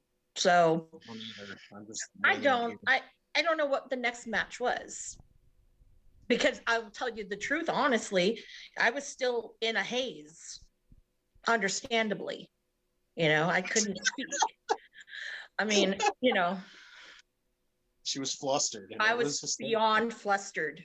I was beyond. And I will say this, I got a text message for someone and they said, I'm a fool. It's funny, but I'm a fool. Not gonna tell you who text messaged me that, but it's kind of obvious. I think after was Sheeta and Rebel, but I might be wrong. You know what? That sounds like it was right. And honestly, well, I have Christian Cage followed up by the tag match, Moxley and Kingston versus Acclaim. Oh yeah. Next. Oh yeah. It's very interesting to me that, and I asked this on my Twitter. It's like, did Tony Khan buy the rights to Wild Thing? Yes, I think he did. Did he? Yeah. He said he bought the rights for several versions too. So okay, I personally, myself, as I said on Twitter, and I said it the first week Mox came out to it, I like the X version from from Major League the best, and I think that kind of suits him, kind of suits Eddie, since they're using it when the two of them are tagging. But is that the one he came out to last night? Yeah. That was one from Major League. Yeah. That was the good one. Yeah. So I was excited about that. I think, okay, yeah, that did kind of snap me out of my haze for just a moment. And because I was like, yes, someone heard me that this is the better I hear Wild Thing. I can focus now. But then I'd be like, oh my God, well, next it's like, did he do Tone Loc? I know it's a totally different song, people, but I'm just saying, equal opportunity, man. Equal opportunity. Tone Loke's my favorite version. Hot take. Oh yeah, I know. That's what I said. It's a different version. It's my favorite version. You know? It's my hot take. I mean, I don't know. It's like, who is it? Well, it's like, Jungle Boy with Baltimore, Tarzan Boy. I mean, it is what it is. But I will say, because I have Sirius XM in my car, there's a remix version. I never knew that existed. Oh, And Tarzan Boy? yeah. What? I don't shoot the messenger. It was on what channel was it? I was listening to the New Wave channel, and they played it, and I didn't realize that I was driving, and then all of a sudden, like the chorusy, that Taz likes to sing. If you watch YouTube TV wrestling, it went on, and there was this cool, like almost dance breaky kind of part to it, and I'm like, I wonder if Tony bought the rights to that. So I'll have to see if I can find it, and I'll share a link with you. But it was pretty phenomenal. I was like, oh, this is a good version to have. A little instrumental in there, makes a good ringtone. I don't know. Awesome. But yeah, it was pretty awesome. So if you're a fan of that, be on the lookout. Yeah, that was cool. Mm-hmm. I don't know about Rebel. What's her point? Her purpose? I mean, she's the doctor's assistant. That's just it. That's all she is. I know, but still, I do like when she laughs that, because I think it's funny. Because it's just like, oh, so bitchy. I love it. But I just don't understand the point of it, because I'm waiting for one day for Rebel to just kind of smack the doctor upside the head and just walk away. And I don't know. I mean, it'll more likely end up with Britt turning on her more than anything. That's true. But it's exciting to see at least that, they were putting her on TV, because I didn't think that she wanted to wrestle anymore or be on TV. So I think my one gripe with her is she moves too slow. Yeah. She feels like she's in slow motion. She feels like if you're pressing the pause button and it just goes frame by frame. And that's all it is. Yeah, that's all it feels like when I watch her wrestle. And it's weird because, like, I remember watching her wrestle because she was TNA, right? Or Impact? She was an Impact. Yeah. With Menagerie with Mike Knox. And yeah. God. And I'd seen her do Queens of Combat at a WrestleCon. And I was like, was she always like that? And then I had to think about it, because I'm like, no. I mean, I don't know if something happened to her, but I'm like, that's really weird. So, but yeah, no, I've noticed that she's slow-mo. And I'm like, don't get it. Or are you doing that on purpose because, you're not supposed to win most of the time? So you're there for comic relief. All right. Don't know what to for figure in her 10 days. Remember? 10 days. Mm-hmm. And then Marsh put up 9 days. 10 days. God, no, 10 don't days. 10 days from today. 10 days from today on Dynamite. 10 days. It's in 10 days. Why? I love it. Producer lady, why? Yeah. Just 9 days. Couldn't mute me fast enough. Well, I think he must have felt that we were missing that. So I can live without this. Now, what was the next one, Marsh? Because you didn't watch. There was a backstage segment with Cassidy and Omega. Oh yeah, I really, what? Honestly, I saw Don Callis. I saw Kenny. I just kind of was like, let me check my phone.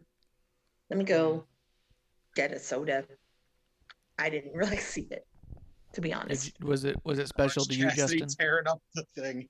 Oh yeah, I saw on Twitter. I saw little snippets here and there, but I mean, honestly, why I didn't watch it is, like, I think this whole thing with Don Callis and Kenny and all this stuff, it's really annoying and irritating, and it's stupid, and I'm over it. So now the Bucks, I think, is hilarious. That I just think it's hilarious because they're way over the top, and it's kind of like a nod back to their New Japan days where they didn't give a fuck. and they were just doing super kicks, and all that. So let's see. Splinter Fox in the chat. He says Rebel's been training at Dustin's Wrestling Academy. He thinks that she's just acting right now. I've seen her training there a lot too, as far as like the social media stuff goes. So I figured she's got to be getting pretty solid, but I guess we'll see. He says Chris versus Omega. Yes, please. He goes, but I bet we see Chris versus Tessa coming soon. Was Chris Statlander involved in this skit with Omega? Yes, she when they walked in the room, she got in Omega's face. Nice. She got in Omega's face, and then he told them all to leave, and then she just kept staring him down, but then she walked away, and then like Trent said something, I don't remember what the fuck he said, and then he kind of walked off, and that was like the gist of it there. And then he sat down next to Orange Cassidy, was telling him how he should just give up, how he almost got how he got all injured, and he's like, I could end your career. He's like, I could even end your life if I wanted to, and all this. And he's like, and then he gave him the waiver, and he just like slowly tore it.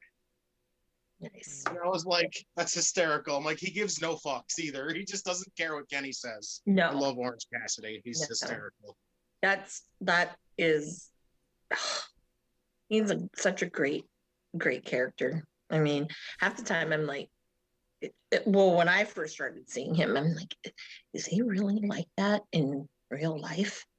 Like, because if you are, cool, but no, like when I met him, he was really energetic, and that threw me for a loop. I'm like, whoa. When he debuted, immediately I went to go watch matches of him, because everyone was like, you need to see Orange Cassidy matches. You need to see Orange Cassidy matches. And I was like, okay, fine, I'll go watch Orange Cassidy matches. And I sat down and watched a bunch of them. Like, I watched the Warhorse match. I think I watched the Statlander one, and they were really great. And I'm like, okay, I'm convinced.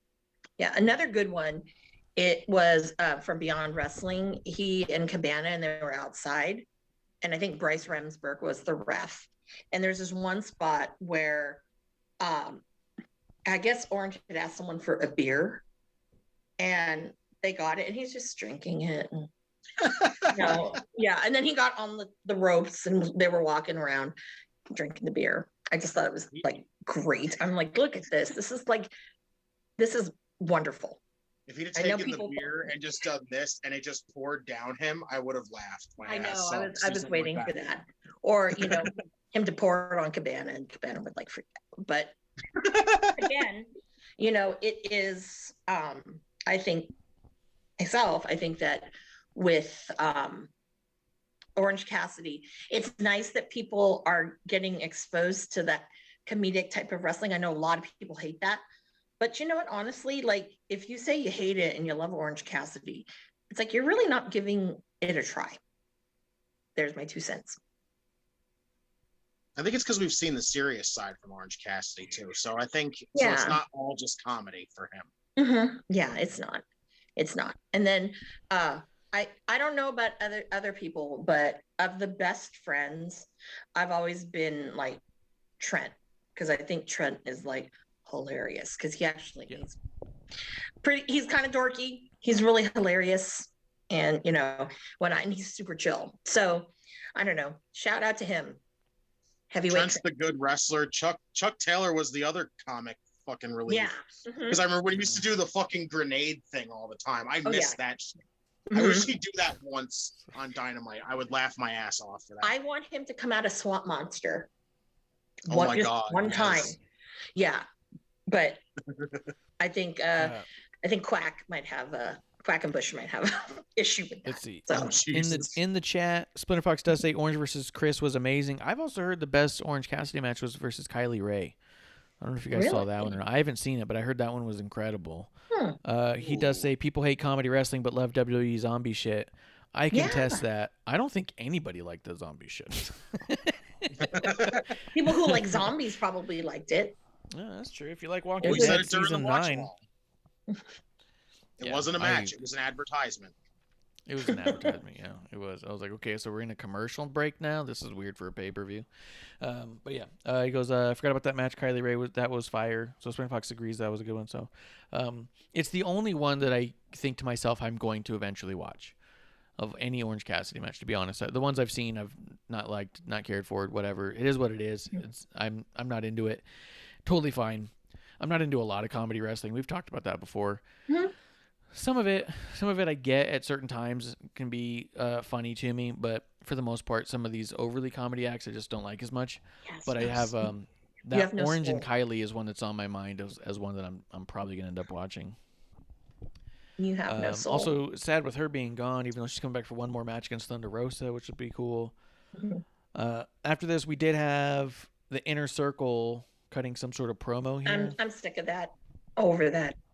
It's the usual Inner Circle shtick. Mhm. It's just they're out here cutting a promo until they have a Mhm. big match. That's it. Yeah. Same thing with the Pinnacle. Mm-hmm. Yeah. I can't remember. That's again another time where I just like tuned out, but I can't remember. Did they played Judas and then everyone did their thing? Excalibur and tell his Oh, the God. Jacksonville Children's Choir. No, Oh, yeah. it's getting old, people. It's really stale. It was cute the first 2, maybe 3 times, and I've said it on episode 1 before. I That believe that's true. it's run its course, and I think some people are feeling that way too. Oh. With it. I feel like I've kind of heard that going around as well. After that, they had Serena Deeb versus Red Velvet.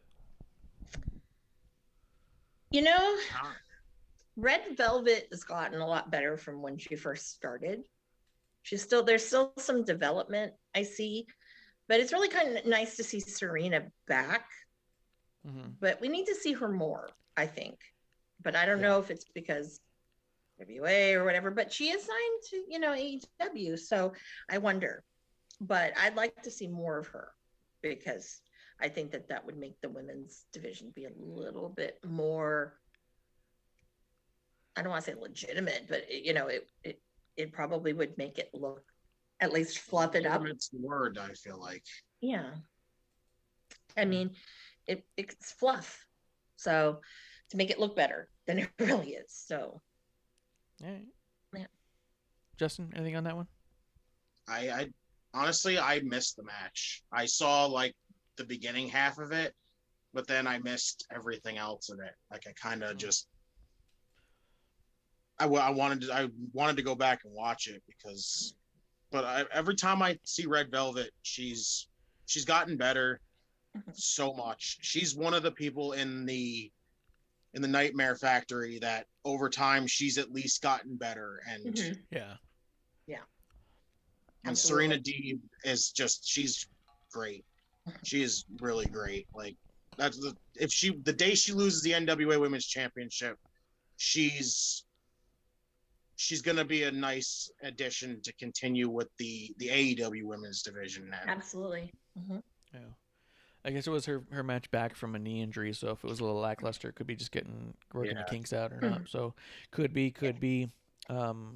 I know there was a lot of tweets going around about her being like a female Bret Hart. So I liked seeing that stuff going about. What were you gonna say? I think we got Jade Cargill cutting a promo for that match because obviously, people can't let things die. So Jade Cargill next week is having a match where open challenge. For some reason, AEW likes this open challenge crap. It's getting old. We need to do something else. That's just me. Then open I mean, challenge. WWE seems like they're on one too, though. Yeah. So. Well, yeah, he likes to copy everybody. So Tony. Yeah. So. I feel like every decent champion gets a moment of what's next, because there's always like foreseeable storylines on how they get to the title and what they do immediately after the title, and then there's that like valley time period where I think that's where the open challenge comes out, because it's like we've got nothing on the horizon yet. We don't have a way to lead into a match because we just got out of a thing. So we're going to do some open challenges here to kind of like tease the idea to see what maybe the next story might be. You know what I mean? So I feel like open challenges aren't the worst thing, but if they're all happening at once, it can be pretty annoying. I can see that. But let's like Darby. I don't know what he's really got next. I mean, now you took the belts off of it. So what do you do? Yep. Same thing you did with Cage and Starks. Just put them in tag matches over and over. It just seems like. Let's see. We had a Go-Go and Austin Gunn, and then Young Bucks and Varsity Blondes. I know Cody was involved in the Go-Go thing. What do you guys think about this overly patriotic thing and our war against England? Apparently, That's kind of dumb, but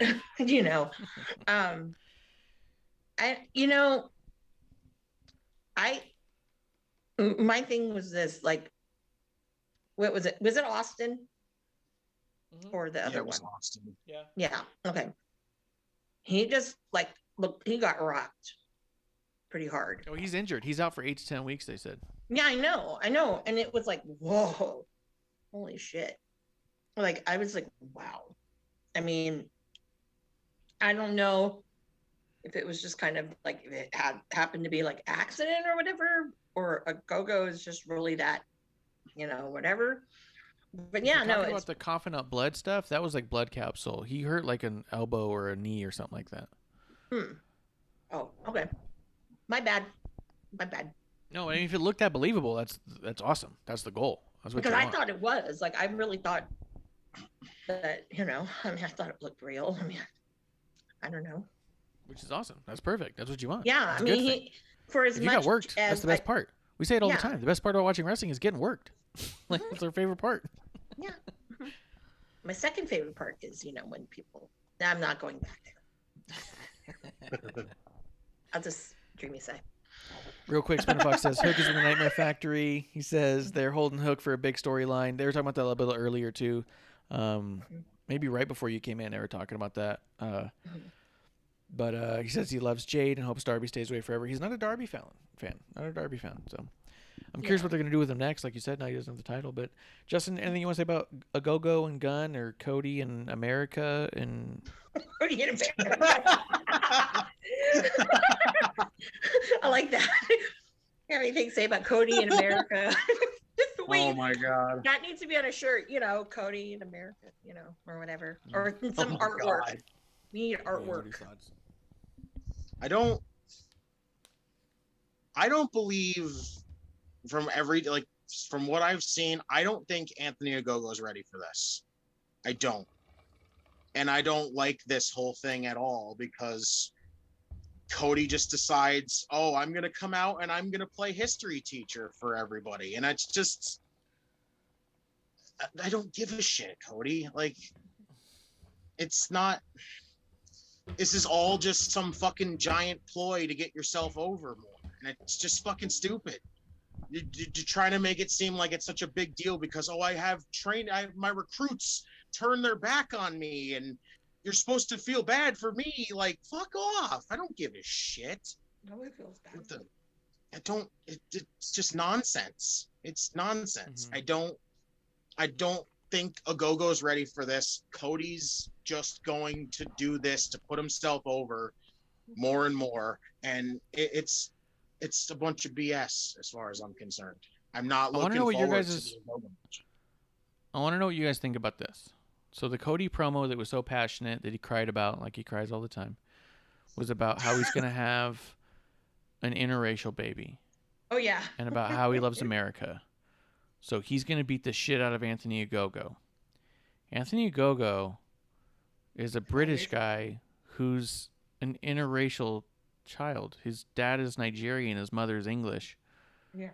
Like, how do you try to make the stance that I'm doing this for my baby because of the, like, you know what I mean? He tried to bring race into it in country, and then his response is, I will beat up this person of that same race I'm protecting of a country we have nothing against, that I've had very little interaction with, apart from that weird flag thing, which didn't even make sense at the time, felt forced even then. Like, what do you guys think about, just even from a surface level, the idea that you said that this is just Cody putting himself over in a weird way, I feel like is so on the money because it feels like it wasn't thought through all the way. Like, we'll just do it with a Go-Go. And you're like, yeah, but you're saying you're doing this for interracial people and he is one and you want to beat him up now. Like, it's just kind of a weird stance to take for somebody who is just super white. You know what I mean? Well, remember, he was the only one during Black History Month that had a shirt that went I've to seen some memes charity. floating around. People are putting Cody pictures inside of all these big Black history moments, and it's Yeah. been so funny to see. I'd And I love was to like, see those. they're so shitty put together, and it's. But Yeah, I don't know. I just want to know what you guys think about that, because just I'm not watching it regularly. I did hear part of that promo and thought it was really weird, and then did see who he's going up against and thought that was also weird. It just makes less sense than Yeah. before. No, it just I came want to know off what you awful. thought about it. As soon as I tell you what Splinter says, he goes, I prefer Cody over Kenny right now. The best champion is yet to be the champion. Britt Baker will be the best champion they have after the pay-per-view. Baker is gold. Okay, that's definitely an opinion. Hey, Amanda, what do you think about the Ogogo Cody stuff? Well, it was weird. Okay. The only time I ever feel bad for Cody is I feel bad that he was stupid enough to get a neck tattoo like that.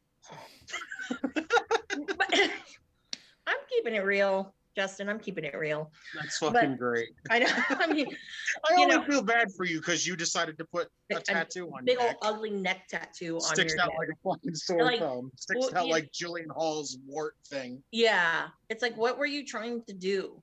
Were you really drunk and high? I mean, I don't know. But I just, it kind of bothers me because it's like you're trying to find something that to make it feel feudish.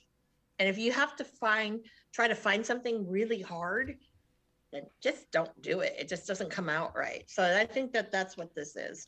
And I'm like, yeah. What do you think, Justin? I mean, it started with the QT thing. With when he beat QT, it just comes off as this is just Cody doing this for himself. It doesn't. You're just trying to make a feud out of this, and it's not working. It's literally the best words to describe it. Like Amanda said, he's just trying to make a feud out of this. It's just not working. Yeah. Well, what do you guys think about what Splinter says here? He goes, I love Sheeta, but I feel it's Baker's time. The idea that he thinks Britt Baker's going to be the best champion in the company and that Britt Baker's gold and it's her time. This is going to be my only piece about it. Britt Baker's most notable match, the match that people think of the most of, is the match that she lost to Thunder Rosa, who's not even under contract. If you're going to tell me the best champion you have is someone who lost the biggest blow-off match the company's ever had, I'm not looking at them as being the big champion. That also means that, to me, Thunder Rosa should come in and take that title whenever she wants it because she doesn't lose to Britt Baker. Mhm. Also makes it seem like it'd be more interesting to me for a company that took NWA's title if Thunder Rosa showed up on NWA Power with AEW's title. That would be really cool to me. That's my view of it. Britt Baker lost that match and they're acting like she won it, and I find that real weird. But I understand what you're saying about the way you feel about her. I know a lot of people think her promos are amazing. I think they're okay. They just don't grab me, but that's also I don't watch much, so, bias. I get it. I'm not trying to push any buttons. He does say Cody versus Camarado would have been better. A dude is a beast. I like that.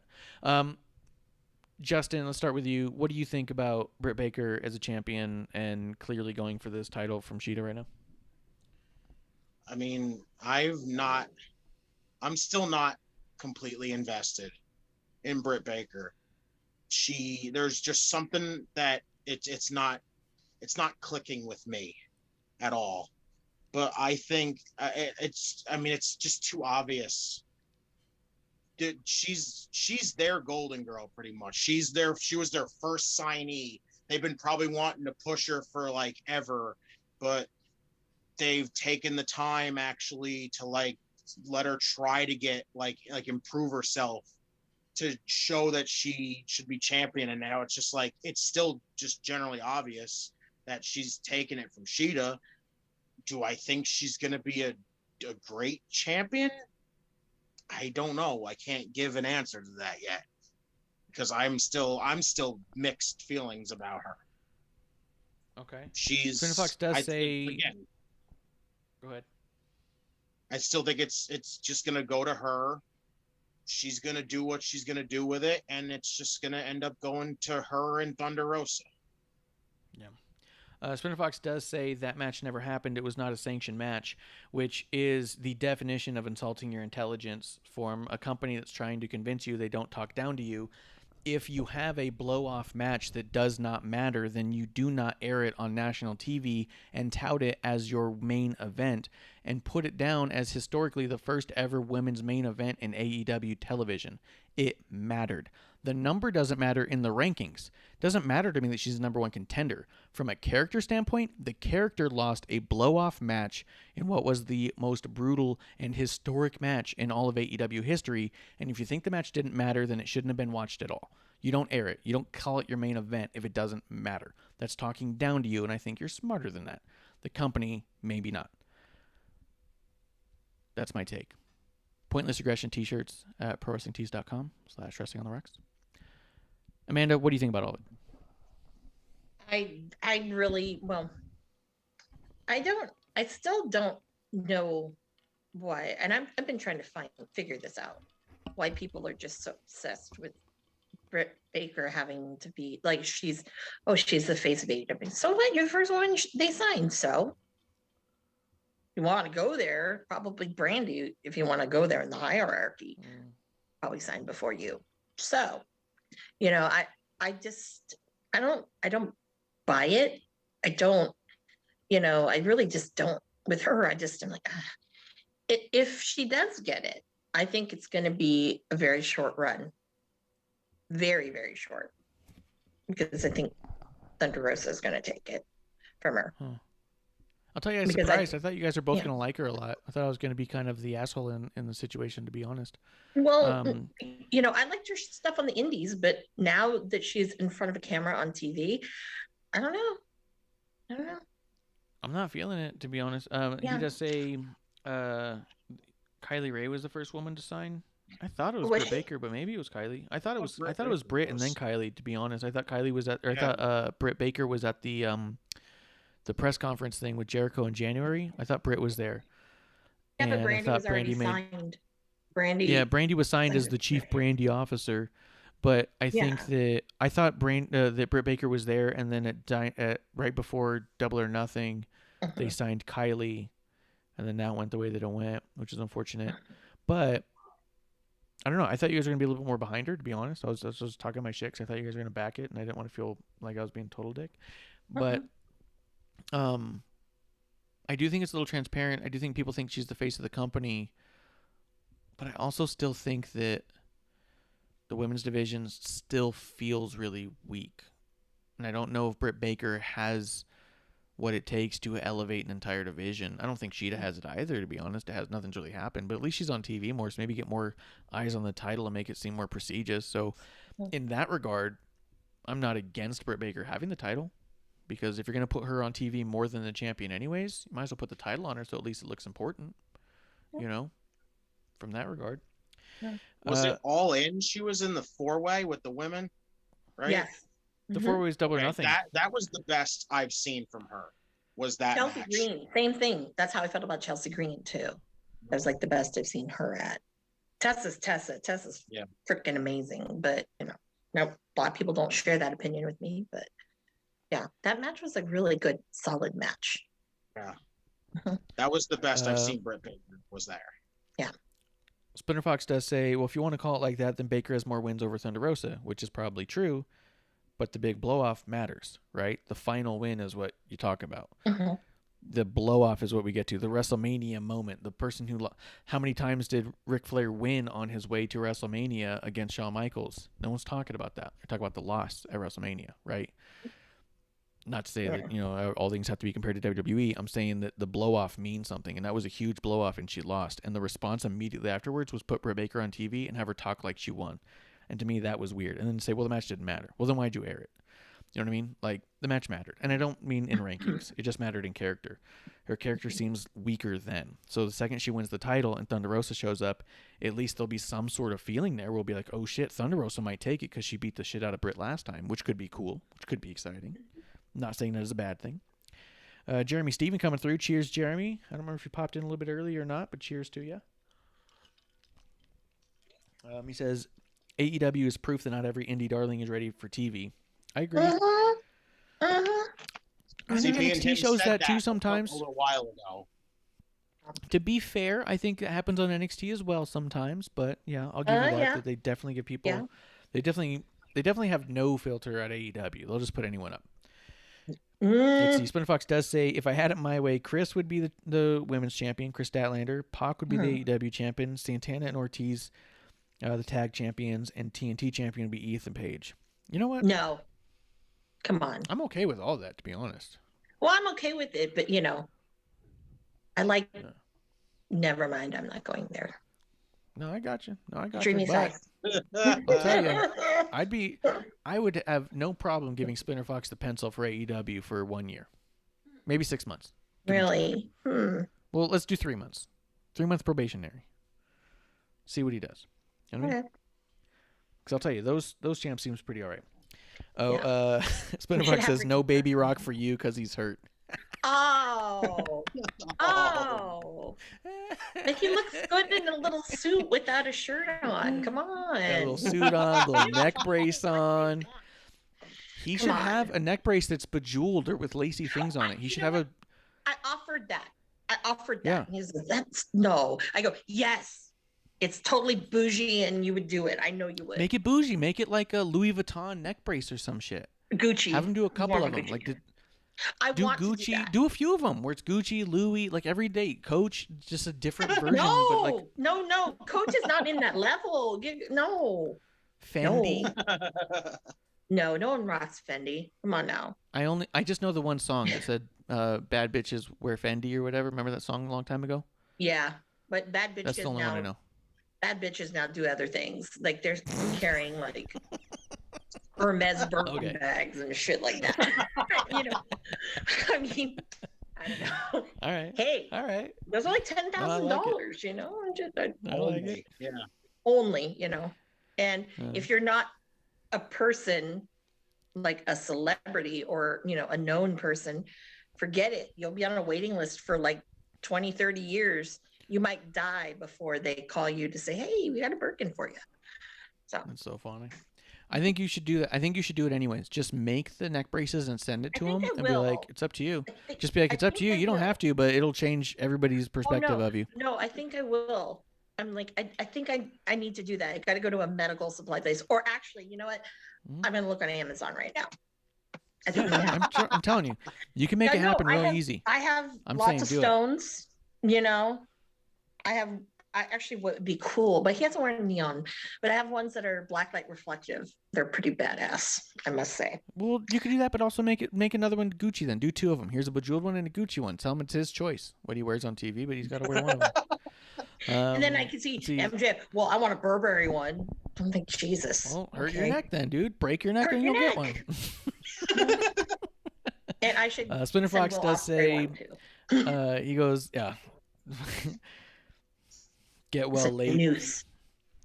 Says, Baby Rock's time is not yet. Give him 2 more years. I mean, I don't know if he needs a full 2 more years. But I got you. Oh, no.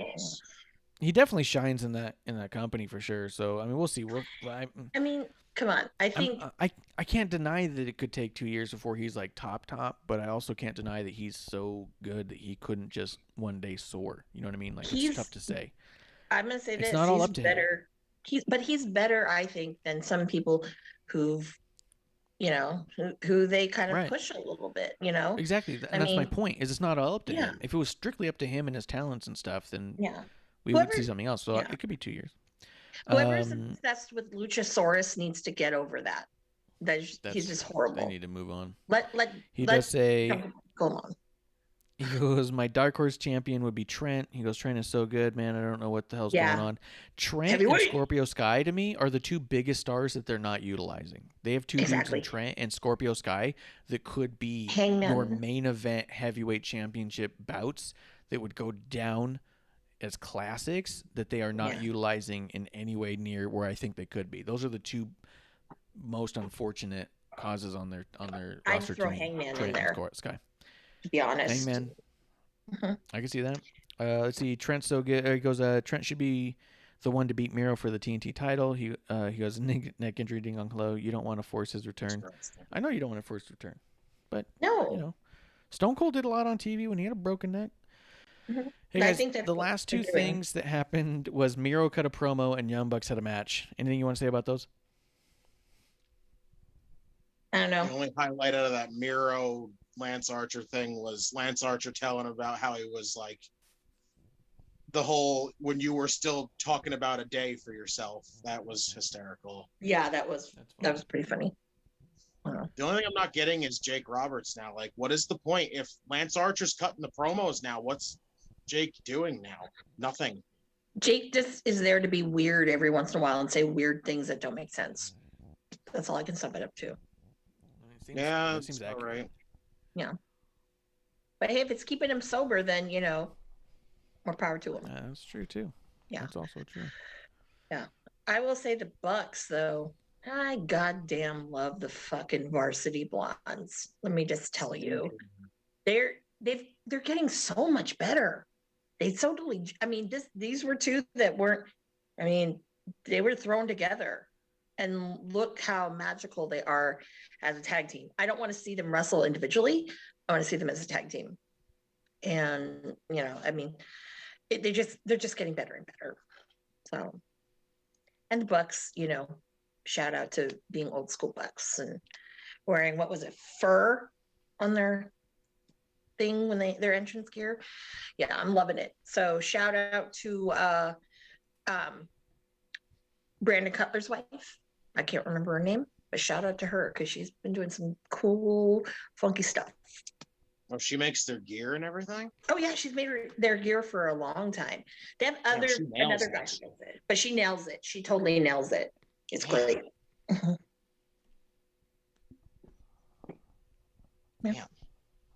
Yeah, I'm definitely for Varsity Blondes. I didn't know anything about Griff Garrison. I thought first time I seen him, again, I went with the same route as everyone. He's the Jungle Boy knockoff. He looks like, because he looks just like fucking Jungle Boy. Yeah. But Brian Pillman Jr., my God, how can you hate him? How can you hate that guy? Yeah. He's great. He's great. He's continuing the legacy of his family. Yeah. And he's phenomenal. And I like him and Griff together. Griff looks fucking great, honestly. Yeah. And I think they're a great team. If they don't win the tag titles at least once, I'm going to be disappointed. Yeah, they should. I think they're the Acclaimed really overshadows them, and it's really, in my opinion, it's just because dude raps. Max Caster raps and people think it's great, but that's not wrestling, and I think that have they had improvement? No, I haven't seen improvement there. So that Oral Sessions line though. I know. I loved it. That was good. I will say the raps are good, but after a while it's like are we going to do the gimmicky thing over and over again? I'm waiting for the day that Bowens hits him over the head with that boom box. Waiting for I kind of would like. I'm kind of interested to see. Like, I wish I would have liked to see if they would have brought the entire Shook crew in with Max Caster instead. Yeah. With Bobby Orlando and them. I think if Tony Khan had picked all them up, you could have even added Anthony Bowens. You could have had Shook crew before a 4-man group. I think they would have been great together. Yeah. The 4 of them. But Bucks, I'm 50-50 on the Bucks anymore. I'm souring on the Bucks quick because a lot of people are. Yeah. I was a fan of the Bucks, but they're not really doing anything to make me really give a shit, really. No. All right. Yeah. Spinner Fox does say, he said, "And damn it, Jungle Boy 2, stop just teasing us about him winning the big one." Yeah, they were slow playing Jungle Boy for sure. He said Varsity Blondes with the addition of Heart. I love it. Was that a musical edition or a person edition?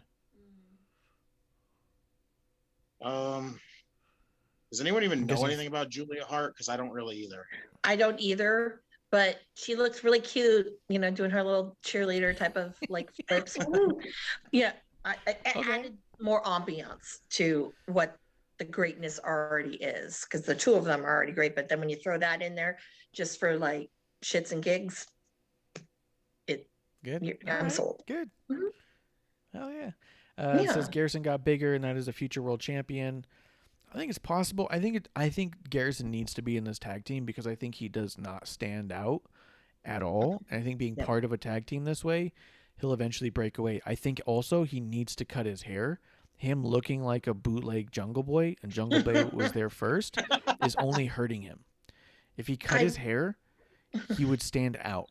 I think the fact that everyone sees him and goes, is that like a Jack Jungle Boy? Like, that shouldn't be the conversation. Cut the hair, drop the conversation, make it about who the fuck is this guy. Make that the conversation, not who isn't this guy. I think I said it on episode 1 that I think Griff needs to get a mullet. I was about to say, just cut it the same length as Brian Pillman's. Yeah, or no, the mullet. I want the mullet because that would make you be even more badass Disgusting. than it is. Disgusting. I hate you both. See him with a mullet. Yeah, I know. It almost sometimes is like that when he puts it in his little part of it in his little bun. But yeah. Spinner Fox says once you see him get bigger, that's when he'll go for a singles run. I think it's gonna take him cutting his hair. To be honest, it's gonna be a long time. Anything else though from AEW, guys? No, just dreamy sigh. Yeah, my only thing with it is, like I said earlier, it's just the show. Like I said, if you didn't watch the show, you didn't really miss much because you can kind of tell what's going to happen already. It's just, dude, honestly, it's like you said, it's not must see TV. Like it's not like must see. Like, dude, to be honest, I can't think of a time when we didn't see a card without watching the show and didn't guess the winner at least a 95% success rate since they've started. It's all been pretty obvious most of the time. And when it's not obvious, it's one of those, are they going to do it on this match or the rematch? You know what I mean? Like with Moxley and Omega, it was always kind of like, is it going to be this match or the rematch? You know what I mean? It wasn't like you didn't know who was going to win. You just didn't know if it was going to be this match or the next. And all the other ones, you're like, okay, this is definitely who's winning this one because they've got to move along. Like, it's pretty easily to objectively figure out exactly how they're booking without watching the show, which is a little frustrating. I think predictability can be fine in wrestling, but I think after 2 years of not guessing one wrong, that it's not as exciting, like you said. So like I said, I don't watch. I still look at the cards to see what they're going to be, and I make my guesses, and they're mostly right most of the time. Every now and again there's one where I just don't know enough about either character to know what they're doing with them. So well, I think that like last week, the Bucks versus SCU, I think that for me, well, one, it should have been on Double or Nothing, but I didn't expect it to go down the way it did. Yeah, but people were not thrilled about that. Yeah, that was just me because I thought, oh, maybe, if they lose this, it would be humbling because there's these old farts that won it, and I don't know. They could have done a lot with it, but, Cool. Yeah. Spinner Fox does say, I mean, I don't see Jungle Boy that much, so they might switch the roles and then have it rolls so it'll look, it's Mini Garrison, which that would be funny. No! I just think Jungle Boy has so much star power that you can't deny, and Garrison's still fighting for that star power, so he needs to stand out a different way. Yeah. That's all I'm going to say. Spinner Fox, the ghost of Luke Perry is going to come get you. Yikes. Just saying. Well, let's talk NXT, guys. Boy playing in the background the whole time. Mm-hmm. And then you'll hear the 90210 theme. Let's go ahead and let's hit up NXT. It did open up with Zoe Stark versus Toni Storm. Jesus Christ. How fucking good was this? Man. Oh, the feels. This match was so good.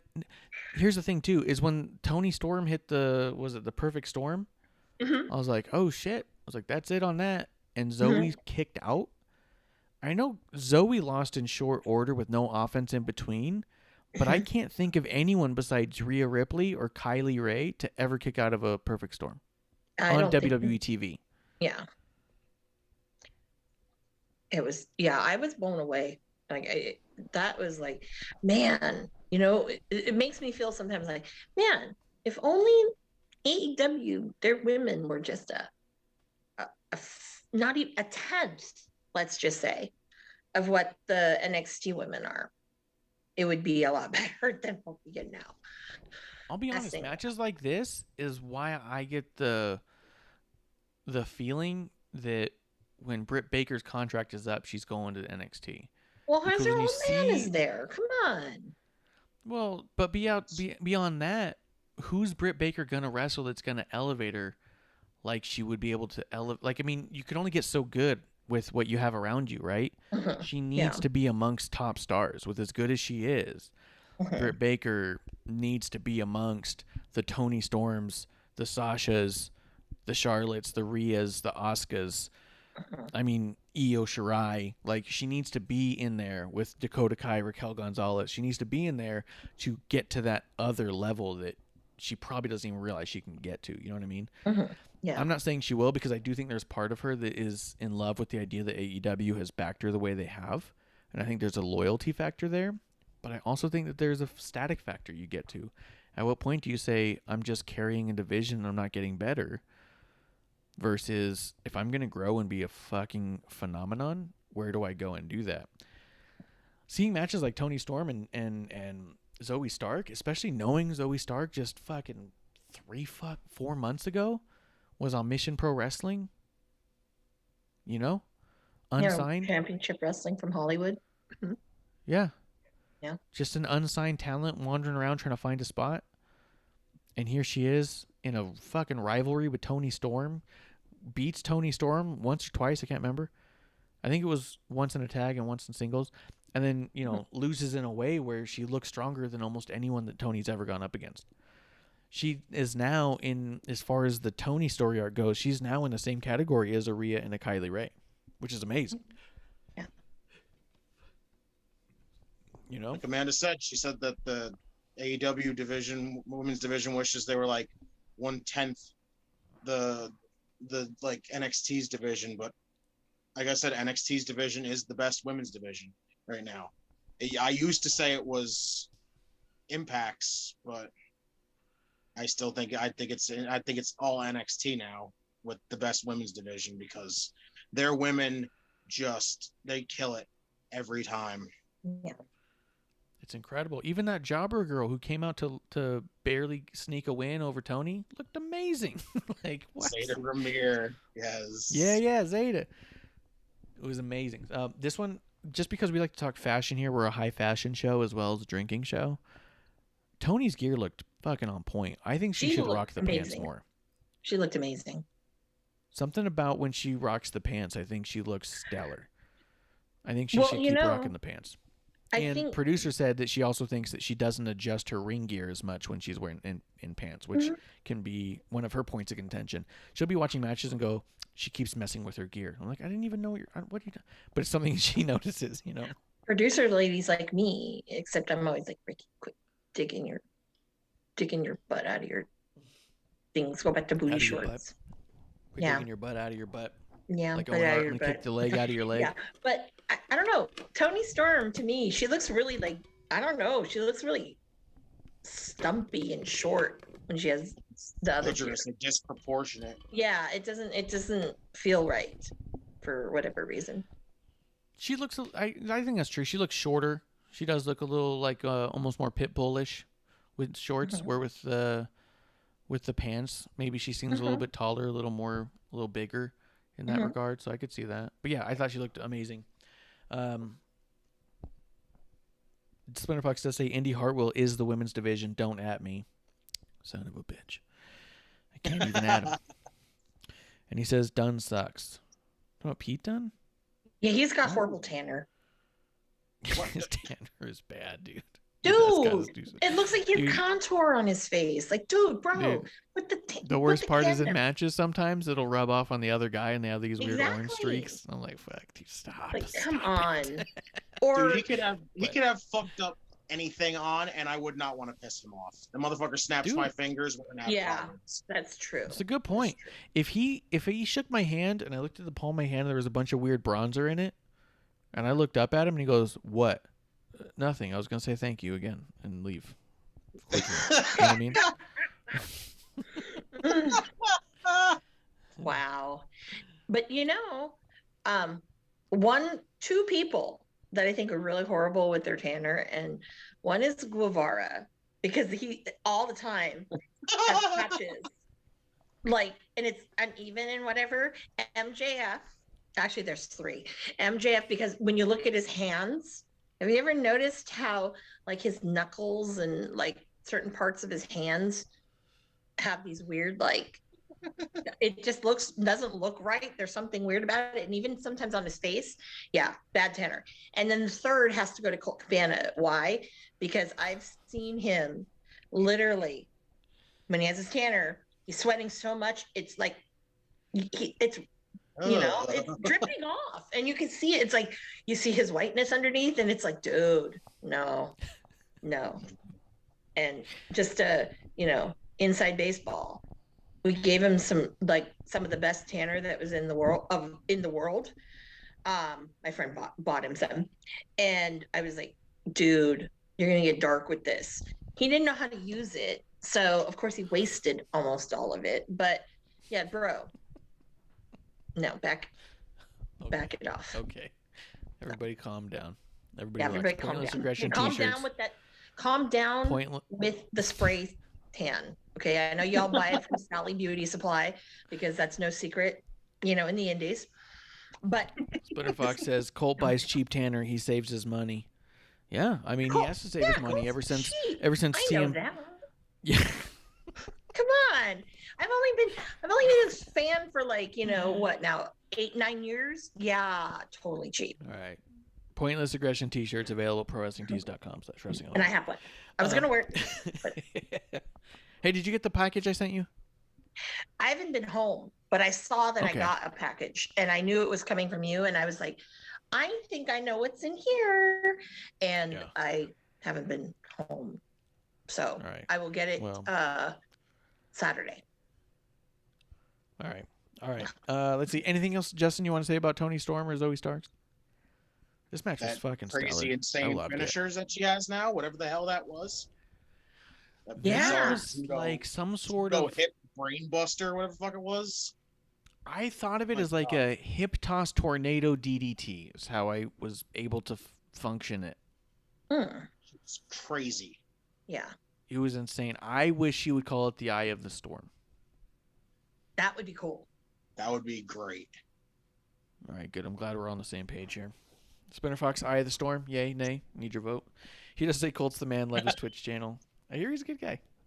I'm excited. I'm going to plug his podcast here. He's podcasting again. And I personally, podcast Colt is the best Colt.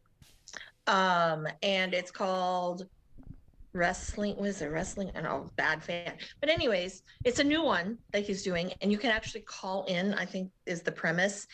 And you can tell, it's for fans mostly, but you can tell stories about people.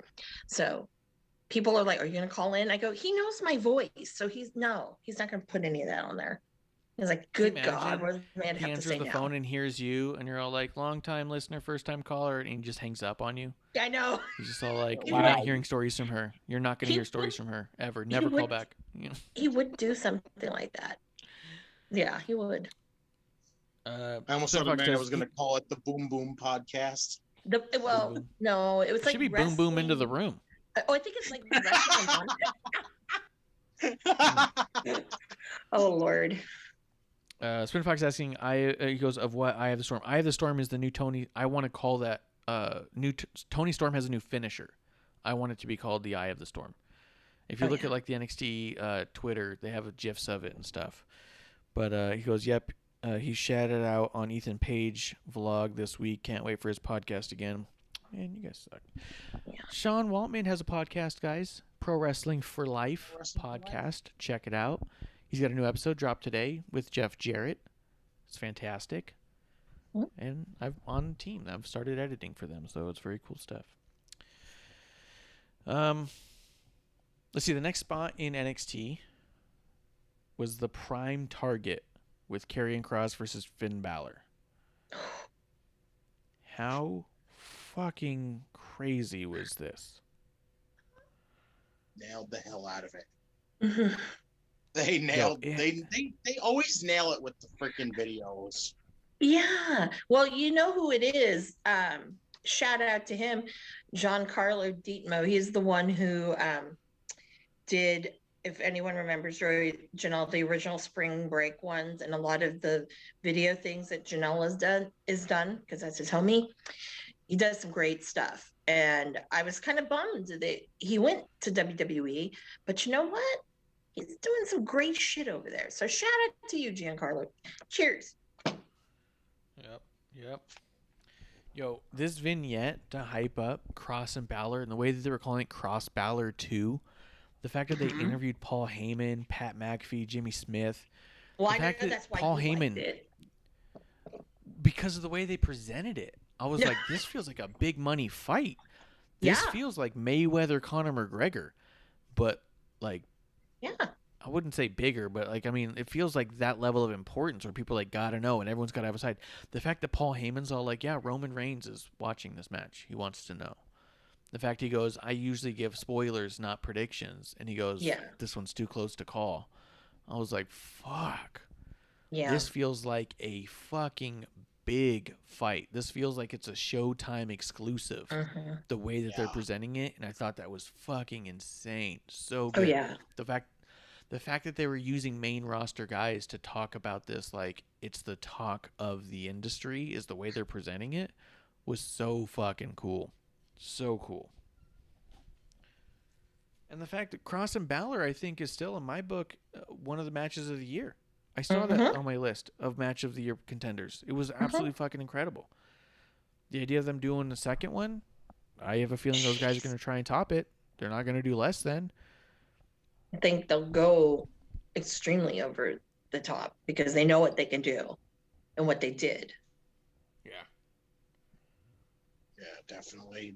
I definitely think they're gonna end up having way more in this match than they did their first one, because by the way they have this, so like how big of a fight this feels, there's gonna be so much more to this than there was the first time. Yeah, and they're hyping it like it's a fucking pay-per-view. It's insane. Oh yeah. And not even one of those all like it's an important match, pay-per-view worthy. They're hyping it like this is the match to watch if you watch one match all year. And you're like, what? Yeah. Like that's the way they're talking about it. It's so fucking dope. Nice little twist. What if Finn brings the demon for this one? Oh wow. Didn't think about that. It'd be fascinating. I think it wouldn't be bad. That'd be crazy if he fucking brought the demon out for this one. Yeah. He might. That was his whole thing with the promos with Carrying before. He said the difference between you and me is I have control of my demons and you let your demons control you. It was like kind of a nod to the demon thing. But just saying you have control of it doesn't mean you don't ever need it. Just think if Cross beats the demon, how much bigger that is for Cross. Oh, I know. Yeah. Yeah. Yeah. 100%. I think that's absolutely a possibility. And especially if like the Cross were to beat Demon, or if Cross were to beat the Demon and if Balor were to show up back on the main roster, it would be 100%. Like, yeah, that may or may not have ever happened in the main roster lore. But whenever Cross makes it up to the main roster, because he will, I think he's too big for the NXT anyways. He's already got this lure about him where he beat the Demon. Recently even. So if they ever got face to face in like, let's say a Royal Rumble, there'd be that moment of everyone going like, oh shit, could be fucking cool. Yeah. I love this video package, man. It was so good. I did forget to mention one thing. After the Toni Storm match, Frankie Monet came out. I liked her music. I got a kick out of it. She wears weird stuff. It just looks like it was just weird. But apart from that, next week we're gonna get a debut of Frankie Monet. I love the way that she's like trying to seem overly friendly to all of the women's roster and comes off real fucking different than that. Like, I love it. I'm excited to see what this match is going to be, even though we have no idea what's going to be. Anything you want to say about the Frankie Monet spot real quick? Are you making fun of her outfits? No, it's just she wears like weird like baggy. It's almost like fucking pillowcases. They just look weird to me. I just don't get it. Well, okay. First of all, she's a curvy woman. Yeah, she's thyroid problems like me. I'm not saying she got to wear anything skin tight. It's these weird ruffles that get me. I go, what is happening? It's the style. I don't know. I'm not good with styles. That's fine. do you ask John Morrison why he's obsessed with fur? Yeah, I think he wears stupid clothes and his hair looks Well, awful. that's his thing. Well, Leave him alone. And Boone the Bounty Hunter was a great movie, by the way. I think so. all right. Hot take. I'm not saying it looks bad. It's just when I see it, I go, "What? What is that?" And You then I know, just forget about it, move on. Not everybody can dress like, I don't know who's a well-dressed Bailey person in wrestling. with the turtlenecks and stuff. Yeah, with the turtlenecks, yeah. Or, or even not only that, but like, let's just say, let's go there. I mean, because honestly, she isn't known for her wrestling. She probably wears, better clothing than her wrestling is. But Eva Marie, Yeah. She's a supermodel. She said so. Super role model. Or whatever. Wait, she's stealing that from the doctor, the DMD. No, fuck no. Stop. What are you doing? No. Bailey was the role model. Oh! He goes, no. I was talking about Eva Marie, and I was like, what? No. Okay, Yeah, sorry. No, but then, damn it. Sorry. Hashtag. Britt Baker stole that from Bailey, and it was obvious. It happened like 3 months after the fact. Okay, sorry. I thought She you took meant it like 3 months after the fact. It was already on Bailey's gear, and then fucking Britt Baker's like, Okay. I'm a role model, and get the fuck out of here. I'm getting schooled. Sorry, folks. Everyone's favorite thing is Splitter Fox should have a fucking problem with it too. He goes on and on about how good Britt is, but he knows how good Bailey is. Fucking, she steals that. Get out of here. He goes, oh man, Baby Rock is on a 3-year berry now. Oh, come on. Leave him alone. Yes, Okay. leave him out of that. Leave Still Baby. hurt, damn it. Don't you dare. Poor guy. He wears shoes that fall off his feet because why are you gonna wear fucking slide loafer good things point. when you're going to That's a good go in a point. ring, wrestling ring? Yeah, come on, safety. But yeah, no, poor guy. He sits in chairs like this, for God's He does. That's a good point. He sake. does. Love that. All right, He Justin. does. Justin, what do you think about the Frankie spy and then the Karrion and Balor stuff? I'm looking forward to Frankie's debut next week for sure. Like, she's going to be an immediate, like, big name for that division, and I can't wait to see who they got up their sleeve on who her first opponent's going to be. Yeah, My wild guess. I'm very is curious Zoe about that. Stark. That's what I thought too, but I feel like it's a bad time to give it to Zoe. You know what I mean? I feel like you got to go somebody else, but I don't know. Why do you feel that way? Because Zoe's on a crazy trajectory. She's beaten Tony Storm. She barely just lost to Tony, so it's like, but she beat Tony on the way there. She's had matches and losses against Saray and Io. We can't have Zoe. I guess we could. If Zoe has been on the indies for long enough that she's really here to put over new talent and look super strong, like Jobber of the Stars, and become a coach at NXT, I guess it's absolutely possible.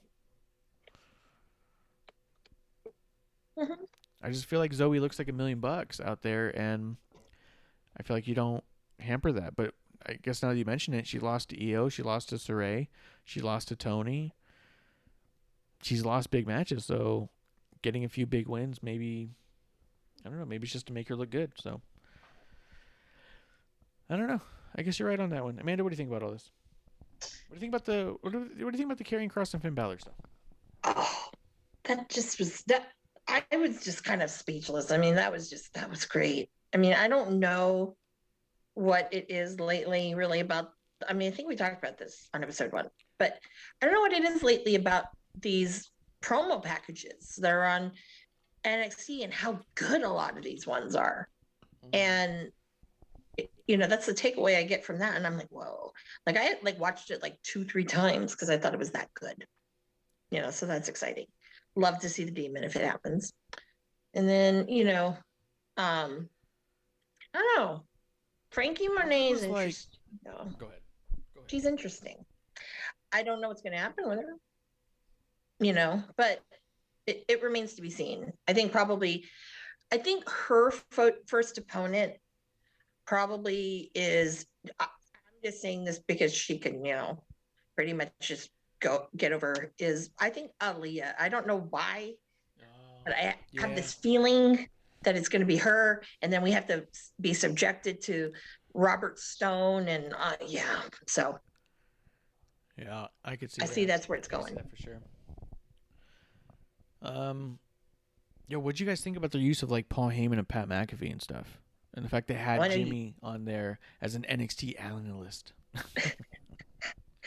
I know you were excited. Dude, I loved it. I was just like, holy shit. You were on a cloud. Yo, I was like out of it. Like I was watching it and I was so engrossed in it that like it took a while into that video before I even like what? Dreamy sigh. You had that moment too. Yeah, we're just all like, that's what it is. Dreamy sigh. Okay, that's a new thing. Yeah. And then Dreamy when sigh. Paul gave that smirk and said it's too close to call, I almost like snapped out of it at that moment and was all like, fuck, what are they doing? This is incredible. Like it was next level TV production to me. So yeah, I just loved it.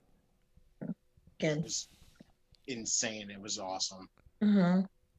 Yeah. The graphic looked like a Rocky movie like title. It was awesome. Dude, oh my god. Dude, I could watch that kind of stuff all the time. Let's see, right before that happened, they did show Candice LeRae and Indy Hartwell doing the spa day thing, and Dexter Lumis was like rubbing on Indy's head and then walked away all sad, and I was not feeling any of this Candice and Indy stuff at all. Are you guys into it? Nope. It was boring. Didn't need to It's happen. boring and childish to me. It feels like it's written by high schoolers.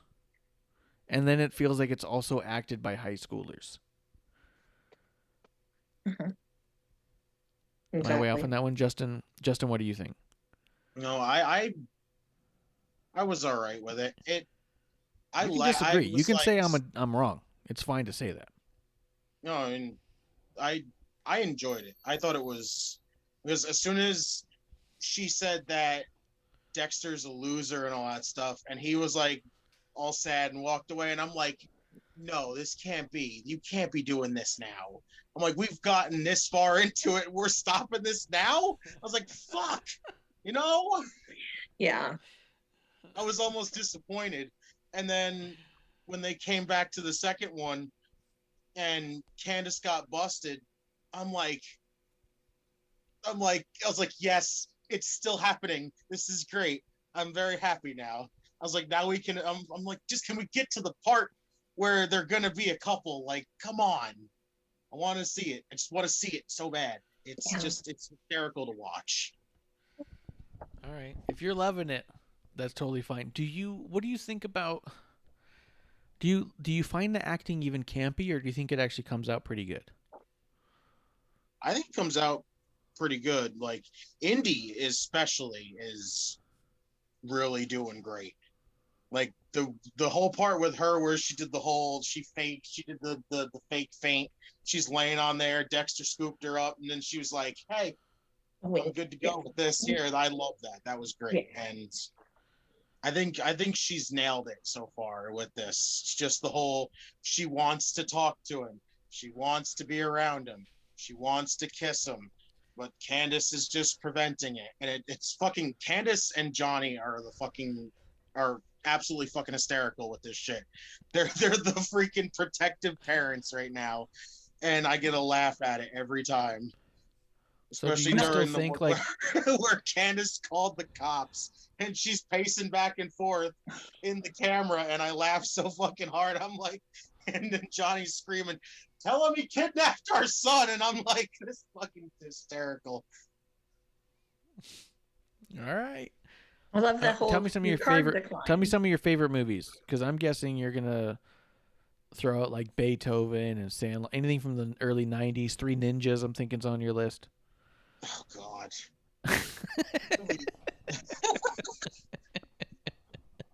I don't really have like specific movies that people will be like, yeah, that's my favorite. That's my favorite. You can just throw movies on and I'll go, yeah, there you go. Yeah, I'm thinking Surf Ninjas is one of yours. Me? No, Oh. Justin, have you ever seen Surf Ninjas? Surf Ninjas? No, I don't. I actually haven't. I want you to Google it. I want you to watch it. Got it. So what do you think? What do you think one of my favorite movies would be? Army of Darkness. I've never seen that. No, you don't like death great. matches anyways. Yeah. That movie is fucking let's see. hysterical. Let me see. Next up, we had Cameron Grimes versus Jake Atlas. Amanda, I was thinking about you on this one. What did you think of this match? Okay.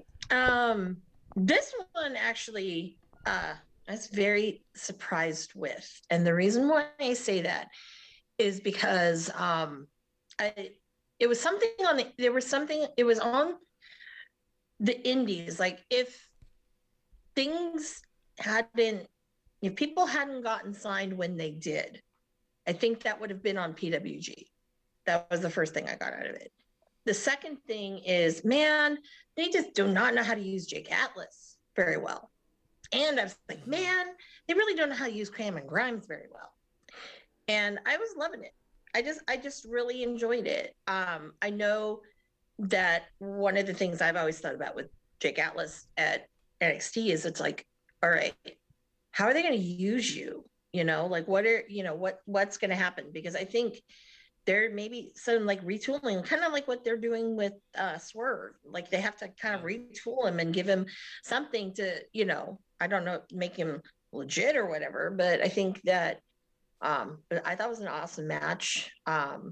It was really good. I couldn't complain about it. And I just thought, the whole Cameron Grimes thing is just so, that's just gold. Whoever thought that needs a raise.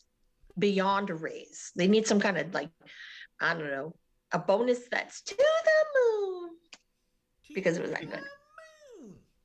He's that good. I wish WWE would make those buddies again and make a Cameron Grimes one. I would so buy it. That'd be fucking great. Yeah. Him like, yeah. And then I'd have like to find a wrestling buddy, but it's Grimes and he's got the DiBiase belt though. Would you? Yeah. Yeah, that would be cool. The hat. You have to have the hat. Yeah. Mm-hmm. Can you imagine like a little like pillow hat that kind of slides on top of its head? But so yeah, coming out, Cameron Grimes did a little retake on the $1 Million Man's entrance with him losing a bunch of stuff. Mm-hmm. And this match happens. It does what it does. I liked it for the most part. I felt like a couple spots were really clever. I thought a couple spots were just slightly clunky, but I also feel like we don't see these guys in the ring a lot, so it could make sense for a little bit of that. Mm-hmm. It was still pretty cool. And then at the end of it, $1 Million Man comes out, talks some shit.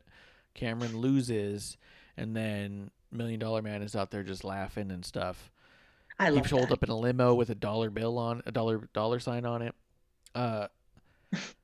Justin, what do you think about this whole segment here with $1 Million Man and Cameron Grimes, and then even followed up by Cameron Grimes rushing to the outside? He tries to get into the limo. Oh, I love He that. pops the door open because it's actually not locked and was supposed to be locked clearly. So he slams it back shut, moves his hand into the way so it could look like he's struggling with it, and has a I little love bit of a that. hard time struggling with it. But I was all like, look, it didn't pan out the way you wanted it to. It clearly was live because you would have redone it otherwise. And that was quick thinking. You know what I mean? Like he did what he could. And I thought that was cool in that regard, but also kind of like, ugh, it did not look good. You know what I mean? But you did the best you could and you thought fast. Justin, what do you think about all of it? Go ahead. What was that? I enjoyed the match. I enjoyed the match. It was great. I love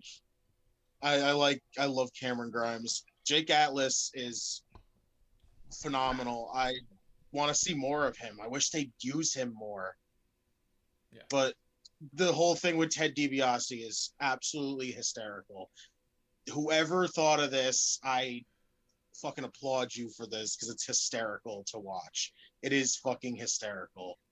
But I wish I could even think even a slightest bit of what the hell is going to happen with this. I have nothing. But I fucking love it. It's so funny to watch. It's so enjoyable. Just every time DiBiase gets this one up on him, and he just leaves Cameron Grimes standing there going, "That damn Ted DiBiase," and I'm like, I fucking love it. It's just fucking hysterical. I don't know why, but the fact he calls him Ted DiBiase is funny to me. Like, because we all call him the $1 Million Man, but he calls him Ted DiBiase. Yeah. I'm surprised he doesn't call him Theodore or some shit, you know? No. At least they ain't told him to kiss his grits yet. That'd be freaking. Yeah, I'm waiting for that. I mean, they said there's going to be a face-to-face next week, which is really interesting because, like you said, it's one of those times where you just can't figure out exactly what they're doing because they can't do a match, could they? You know what I mean? Yeah. And if they do a match, is it going to be $1 Million Man coaching someone else, or do they create an alliance here, or do they double down? Like, it does feel interesting in that it's one of the few things that happens on there where you just have no fucking clue where it's going because none of it makes sense, and they would be willing to do any of it. You know what I mean? None of it seems off the table, but none of it makes sense. But for whatever reason, it works every time. Yeah. Easiest thing to do. Bring Ted Jr. back. Yeah, that's where I think it's going to go. But, have him defend the $1 million title against Cameron Grimes. Grimes wins the $1 million title. I still am waiting for Virgil. Be sick. Yeah. That would be sick if they brought back the $1 Million title. Virgil's not coming back. He put his nuts online. Spinnerfox says he can't, but his son can. Yeah, like you could have DiBiase Jr. come out. I said that episode 1. Yeah. But, I believe you said that. I mean, we'll see. All of it seems very possible, and all of it seems far-fetched, which is what I love about it. Yeah. But I don't know. What do you think about the... Go ahead. Oh, go ahead. Oh, I was going to say, if that little banjo-ish type of riff doesn't get you excited because you know what's coming on, then you have no soul. Josiah Williams killed that theme music. He fucking did. He amazing with that. That was like the best. That's like, I think if there was any like theme song right now of current wrestlers that, is that probably is the number one. I think nothing can top that. It's just like, it's got that weird Kid Rock thing, which I don't know. I enjoy it heavily. What do you guys think about the spot with the limo where you're struggling with the door? You know what I was going to say? I laughed, but you know what I was going to add to it? Like, you're like, oh, it looked kind of bad, but they did what they could with it. You know what? That's kind of the charm, I think, of Cameron Grimes. And I think it adds more to it being funny than it should be. But I don't know. I die. I thought that was great. But... I didn't notice that he had his hand on the door until somebody pointed it out.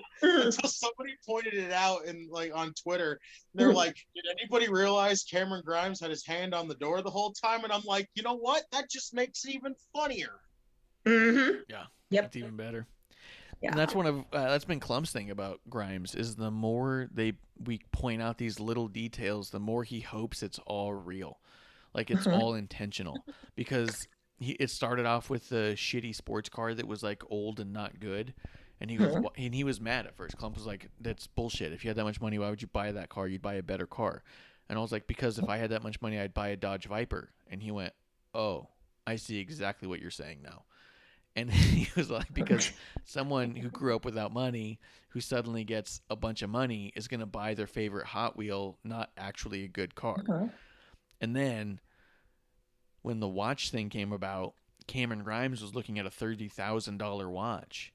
$1 Million Man shows up with a gaudy, actually reduced in priced watch because it had been blinged out. So it was a $5,000 watch. And Grimes was pissed because he didn't have the more sparkly one.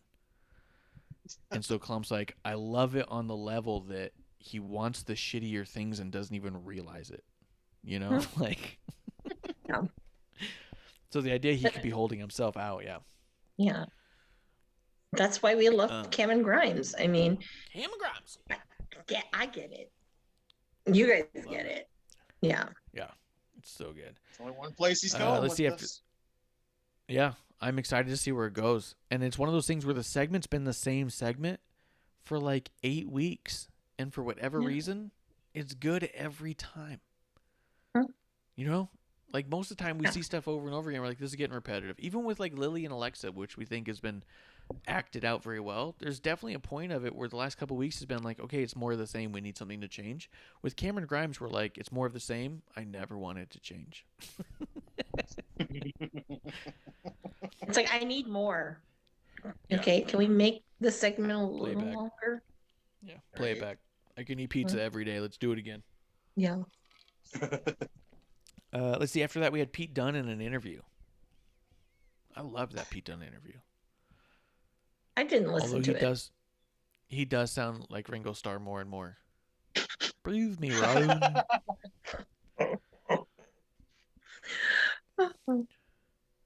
And I felt like he was kind of baby facing it in there. He was trying to like say nice things and smile a little bit, but he was also being like, "I don't That's care." creepy. Don't smile, Yeah. Pete Dunne.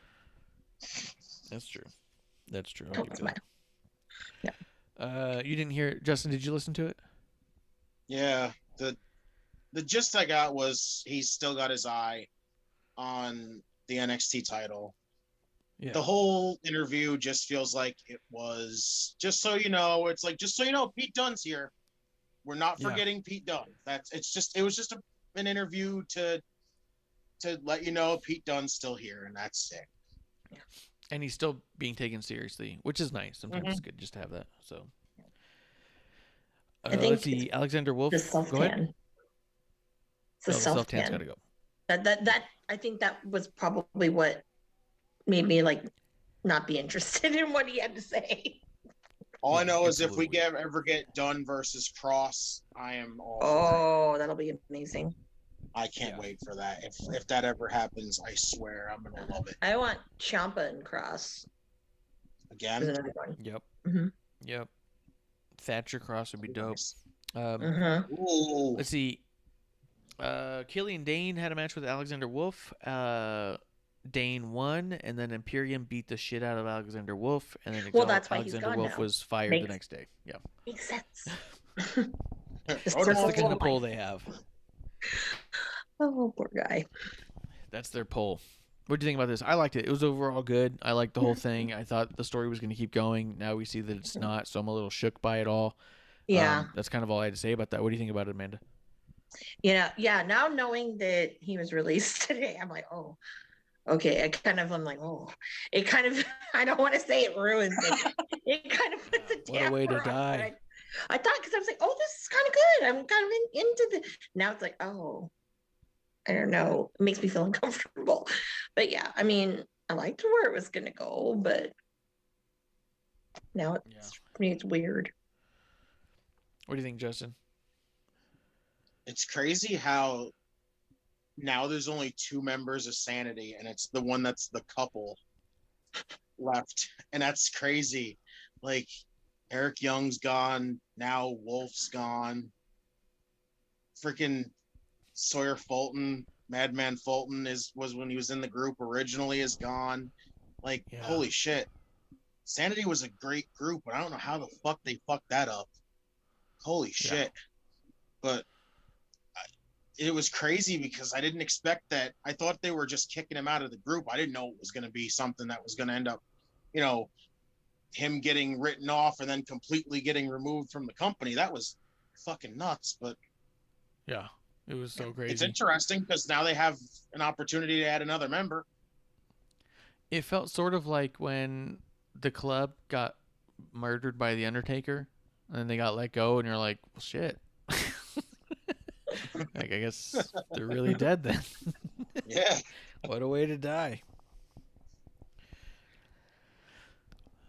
Let's see. After that, we had Legado del Fantasma versus Thatcher and Timothy Thatcher.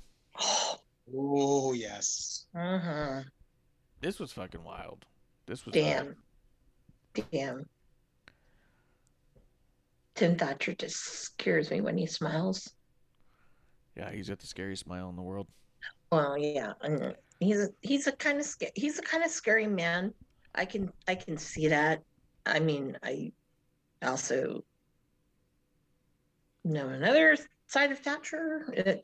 It's like, how could that man be this like scary when he smiles? Even like in a non-wrestling setting, when he smiles, it's still like, oh God, this is like scary. But I cannot tell you how much I love Legado del Fantasma. I'm like, every time I see them now, I'm just like more and more, I'm getting sold. I'm drinking the Kool-Aid on that one. Yep. And I can see why. Phenomenal faction. Phenomenal faction. Mm-hmm. Those all three of them. All Santos three. Escobar is amazing. Like I said, I've seen him from when he was El Hijo del Fantasma from like AAA and all that, like in Lucha Underground and all that. But when he took the mask off, didn't know what the hell was happening, but it's worked. It's been amazing. He's still got that mob boss mentality with those two, and with Raul Mendoza and Joaquin Wilde, and I love it. I think it would be a disservice to all three of them if like one of them, like if they kind of get separated, because I think all three of them need to go. If they go up, I think that would be amazing, one, but they all at the same time would need to go up to the main roster together, because if not, I don't think it won't work. I feel like that. I mean, look at Joaquin Wilde. He was having a singles run before the group got together, and it was just awful. Mm-hmm. And he had the worst gear ever. He looked like an idiot, like missed like Ant-Man kind of a deal. It was terrible. Oh, poor DJZ. It was just, that's what I mean. It was awful. It didn't work at all. Then they put him in here, and it was great. I got that. I guess I see you, Justin. That was like one of the best things about seeing him on that last indie run, that he was in. Yeah. That was great. And especially, I was somewhere, where was it? I think it was Chicago, where the sound guy was like totally like just awful. So everyone booed him, and then the audience just did it. And it was great. I'm like, this is awesome. Yeah. I mean, look how good it's helped Raul Mendoza too. Mm-hmm. He used to he was teamed with Humberto for the longest time in NXT, and then Humberto got called up, and Raul was just kind of just there, lifeless. Yeah. And then now it's him and Joaquin Wilde is amazing together. Yeah. The match with Ciampa and Thatcher is great because the meshing of styles is crazy. You got that stiff brawlers, the two stiff brawlers versus the high flyers, and I like it. Yeah, I loved it. Let's see. I don't want to get caught up on too much of this stuff for too long. Splinter Fox did say in the chat, because we do read what goes on in the chat. You guys can join us at WrestlingOnUs.com, twitch.tv/WrestlingOnTheRocks.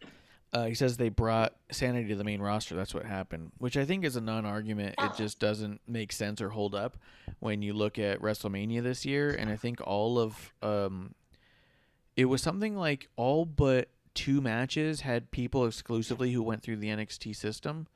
So it doesn't even make sense. And even then, I think I heard that every match had at least one person who went through the NXT system, including the Raw Tag Team Championship match. New Day, Omos, and AJ almost went through the NXT system. He just didn't end up on their TV. But almost every single other match had people who went through NXT exclusively. So it just doesn't make sense as an argument. You can't say that like going to the main roster is a death sentence for NXT talent when their entire main roster main event scene is NXT talent. It's not the argument. There's plenty of arguments to be made, but that's not it. Let's see. Oh, they had the Raquel Gonzalez Dakota Kai promo, and Everrise came out, and they're just so shitty comedy to me that I just fast forwarded through it and moved along. Did you guys watch it or pay attention to it? No. Yeah, Everrise is just they're the joke team. I have no interest in them. I think I missed it because I walked away, whatever, but yeah. Didn't do anything for me. Yeah, there's nothing really with it. All right. I thought it was unfortunate to put Dakota Kai and Raquel with them. Let's see, we had Bobby Fish call out Pete Dunne, which seemed fine, so they'll have a match coming up. It'll be cool. So excited. Love Bobby Fish. Yeah. I do too. It's funny, while we were watching it, producer's like, he looks like he's 45. And I was like, He is. He is. Is he really that old? He pulled it up. Yeah. He's Bobby 44. Fish is older. Oh, I did not know that. You didn't know that? Yeah. Oh my God. No. Yes. Yeah. Yeah. He is one of Yeah. my favorite. Because he doesn't look it. He looks a hell of a lot younger than that. Oh yeah. Oh yeah. Yeah, He has he's one of my 44. favorite shirts ever. That I That's love. cool. I mean, into a tank top. It has it's like a dictionary. It says infamous, and there's the definition, and then the bottom line is it says Bobby Fish. That's so That's funny. It's a cool. I have to dig it out somewhere, and show you. But that's one of my favorite indie shirts. Yeah, it was really cool. Let's see, we had Saray versus Aaliyah, which it was a fine match, but also kind of did nothing for me. It was kind of a static thing. We were like, okay, Yeah. Saray's gonna get a match and she's gonna look good. It's just they're having Saray job. I thought mean, Saray won. Saray won. Well, no, but she's beating all these jobbers. I mean, sorry. That I'm just like, give her at least someone who will, it'll spark interest. Yeah, I think they're trying to get us used to her being on TV or something weird. So it was one of the things where it's like, oh, that's nice. Oh, that's a good match. I don't need to focus on it though. Yeah, but So, we'll see how it goes. where the heck is Xia Li? Thank you. Mm-hmm. The hell NXT. I miss Xia Li. Yeah, and hello NXT. It is Asian Pacific Islander month. Last time we saw them was what? They were doing their fucking Bohemian Rhapsody looking like promo like backstage. It was like, what the fuck? Yeah. I'm like, where's this? All you saw was their heads, and I thought they were going to start singing freaking, "Is this the real life?" And I'm like, what? Wait a second. That would have been great. That would have been so great. So good. Or I thought it was, like Disney World. They had it at Disneyland, but Disney World, the Country Bear Jamboree, and you have the three, like the moose, the buffalo, and then the deer or the elk or whatever. I thought that was kind of like that too. And I'm like, talking animals. I mean, it's true. Xia Li is fucking crazy. I kind of hope Xia Li, I mean, although they did that segment like you said, but I was hoping she'd come back with Aleister Black at some crazy thing. Like they would just zoom out or something and he would be there and they would all three be behind him. And it would be like a thing. Like that could be sick. But yeah, I don't know what they're doing with Xia Li. I think everything she does on TV is fucking captivating. Yeah. So I agree with that. Let's see, there's only 2 more segments left in the show, so let's get through it. Hit Row. Hit Row comes out. They do their entrance thing. You had Top Dollar and Ashanti the Adonis versus Tony Nese and Arya Daivari. Yo, how fucking strong did Top Dollar look when he fucking overhead threw that guy with his arm? He stuck out like a fucking sore thumb there. He was the fucking absolute star of that night. Yeah. I was shocked at the innovation of power moves we saw because I felt like we've seen at this point all the power moves you can have. And so you see typical power moves. You go, oh, a big dude's going to do a big power move like this. And the way he innovated power moves, so much so that a lot of times those dudes will stack 2 dudes on him and do a fall away slam. But he didn't do that. He went forward and did like a forward slam on both of them. And it was all the difference. I love this guy right now. He is a beast. He's innovative, and he's figured out a way to make himself look bigger and stronger in a way we've never seen. It's kind of like he's like the I think him and like Will Hobbs are on that same trajectory of these bigger guys that really can harness their power and do something huge. It's pretty quick too, though. Yeah, that I noticed too. It's like, wow. When big guys can haul ass, it always amazes me. I don't know why. But that's just it too, is big guys doing small guy moves is still impressive to a point, but it's also big guys doing small guy moves is not the same as a power move, right? True. These are big guys doing big guy moves in a way that I haven't seen big guy moves done before. Yeah. So it's a guy harnessing his power to do something that looks powerful, where these other guys harness their speed to do something that looks agile, that just happens to have a lot of weight behind it looks impressive, but it doesn't necessarily look as powerful. You know what I mean? Mm-hmm.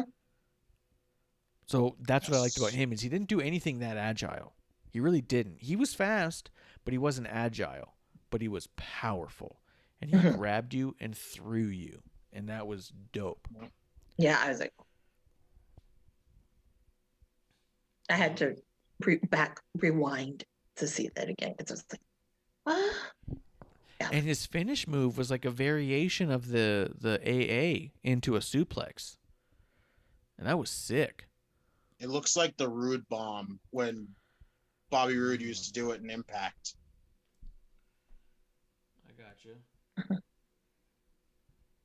I mean, overall, we talked about it before that the presentation of it seemed a little bit off and wasn't quite for us. I'm starting to dig, I think, the Isaiah Swerve package in its entirety. Like, I don't think I'm the target audience per se, but I do think there's room for this character in this world.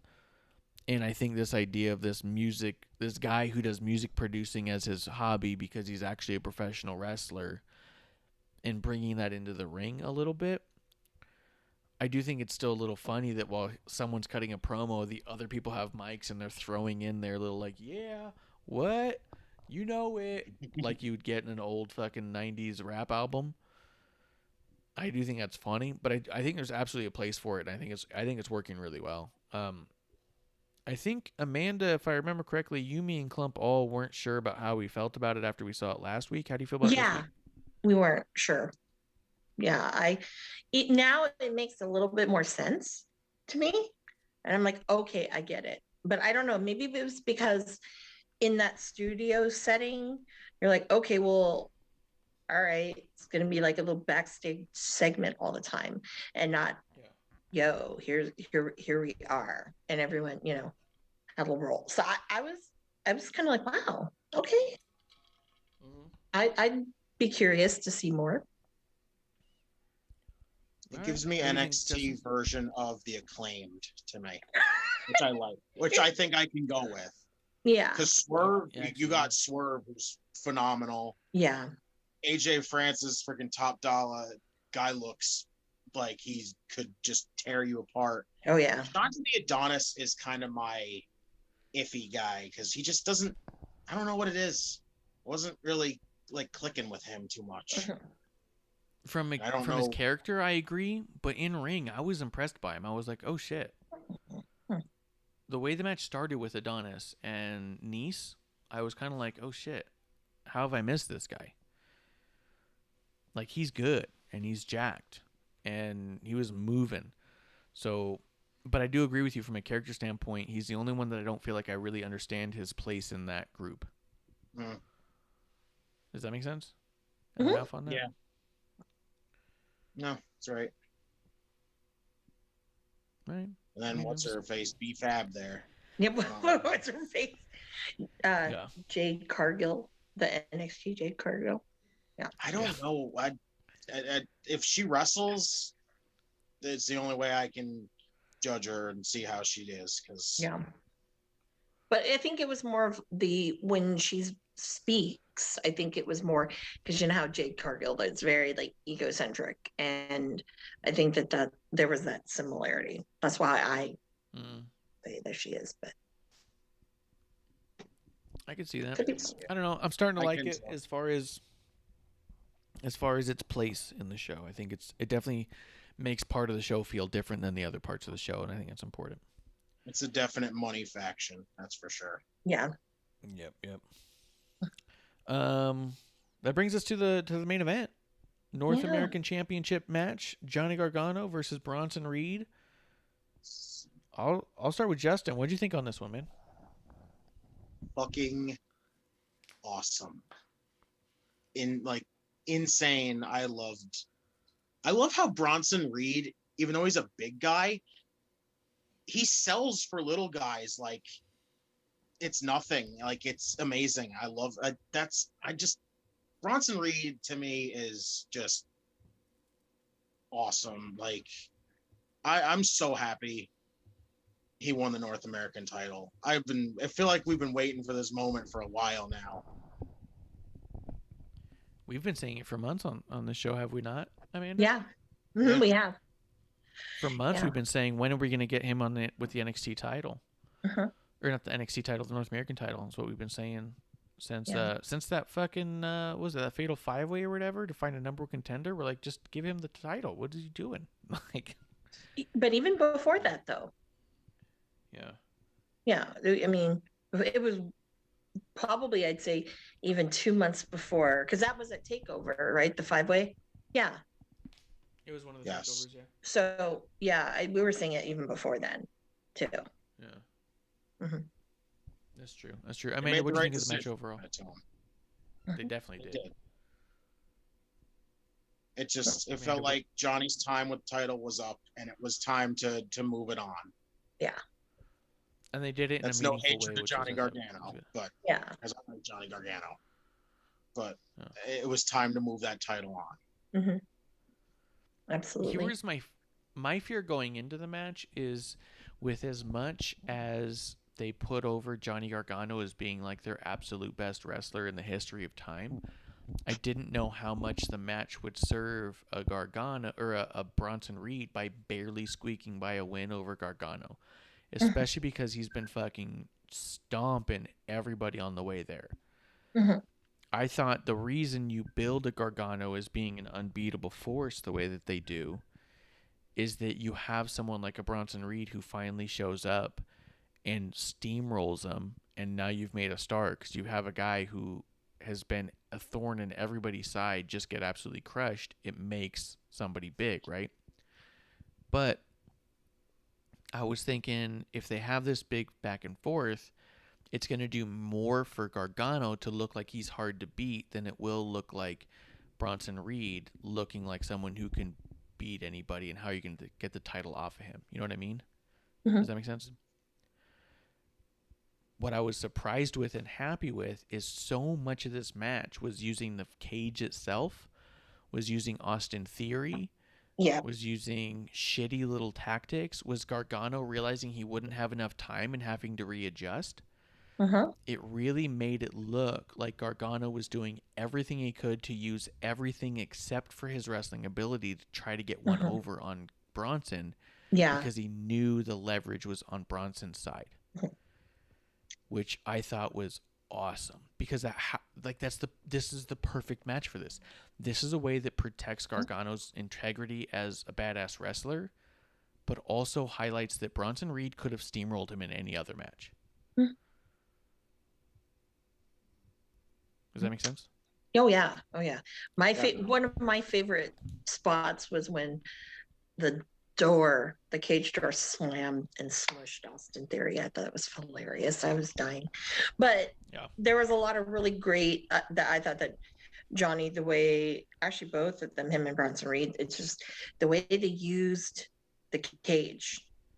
It Mhm. was almost like this is a 3-way and the cage is, Yeah. like defending itself. It's not like, oh, okay, when you see most cage matches. So I thought that was really interesting that it had that work of it. And then of course you have Austin Theory that's kind of trying to, do his thing. Yeah. 100%. The way that Bronson Reed was like squishing Gargano against the cage and stuff. Another thing I noted, which I thought was fucking phenomenal, was Johnny did not kick out of one of the tsunamis. He lost to one tsunami. And Gargano has a history of kicking out of people's finishers 2 or 3 times. It's going to take more than that. But with Bronson, it was one tsunami, it was done.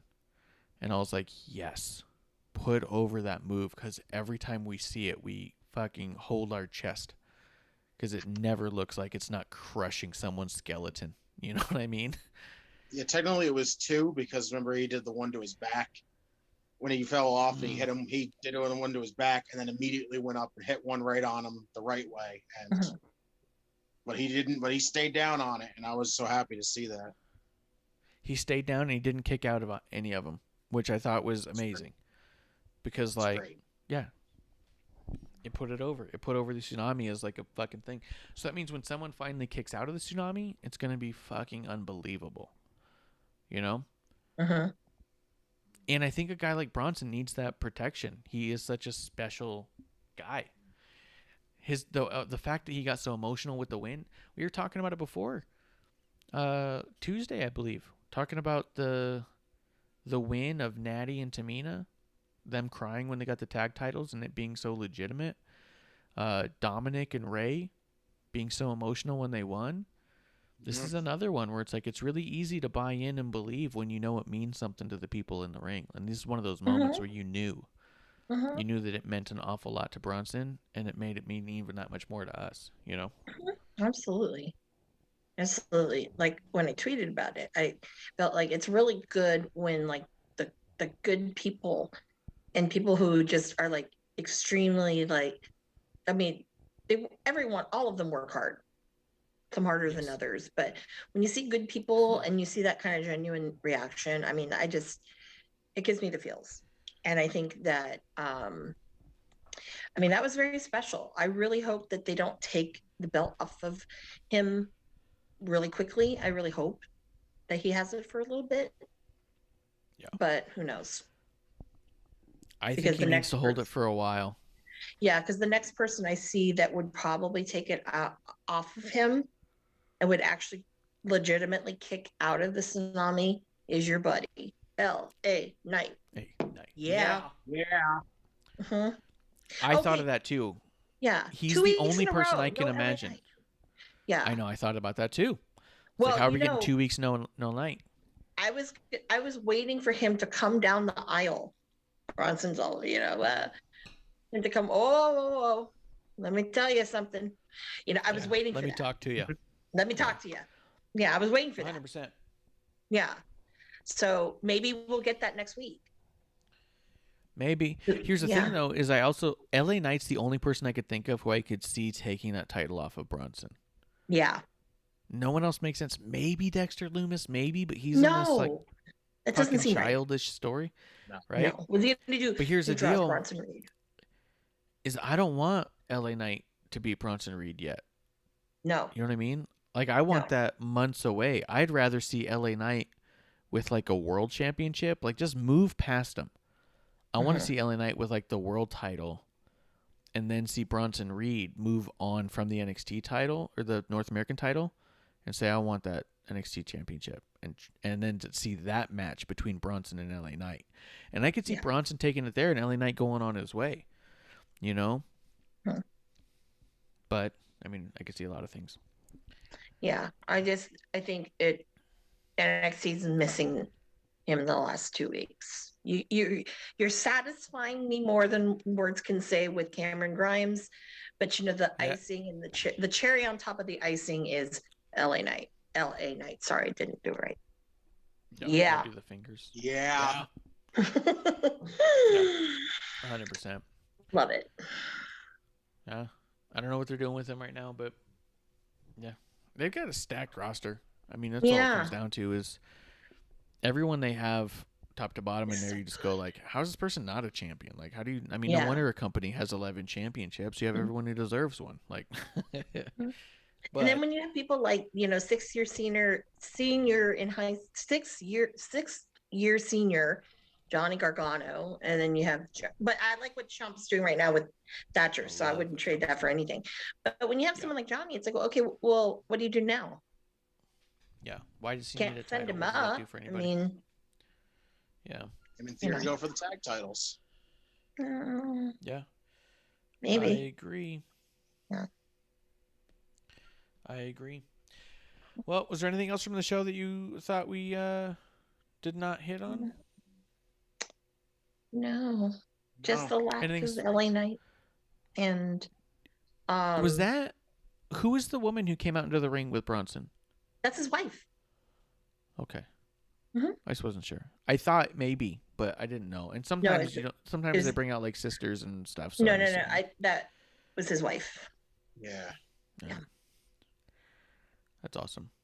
So good. Yeah, and that emotional ending, the fireworks, and how sick was the cage setup? It was all like flat up against the wall or against the ceilings. And as it came down, it almost like reverse butterflied into position. I was like, that's how you set up a fucking ring. And I was like, Tony Khan, you need to borrow more money from your dad. because that was cool. That was just Yeah. awesome. That's When like I saw that too, I was all like, I hope Tony's watching. Yeah, well, you know he is. Yeah. Come on. Yeah. Yeah. Oh, I was like, Tony, you better be watching. You need one of those. A cage that folds into whatever origami. Yeah. I don't know. I don't do Tony Khan very well. That's your thing, Marsh. Yeah. 10 days. 10 days from now. Now 10 days 10. on Dynamite. At least he graduated. Yeah.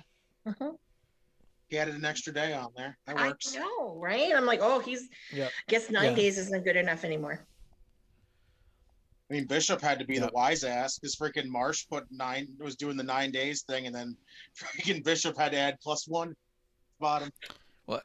But that's just how I imagine Tony Khan announces any days. If someone's like, "Hey, how many days until a thing?" Like, and even if it's 2 days, he'd be like, 2 days, 2 days from today. Doesn't matter. No. That's just how he says things. So if he has to announce something for like a year, does that mean he actually says just a year, or does he yell out 365 days? 365 days from today. He probably does. All right. Is there anything you think you guys missed before we do last call? No.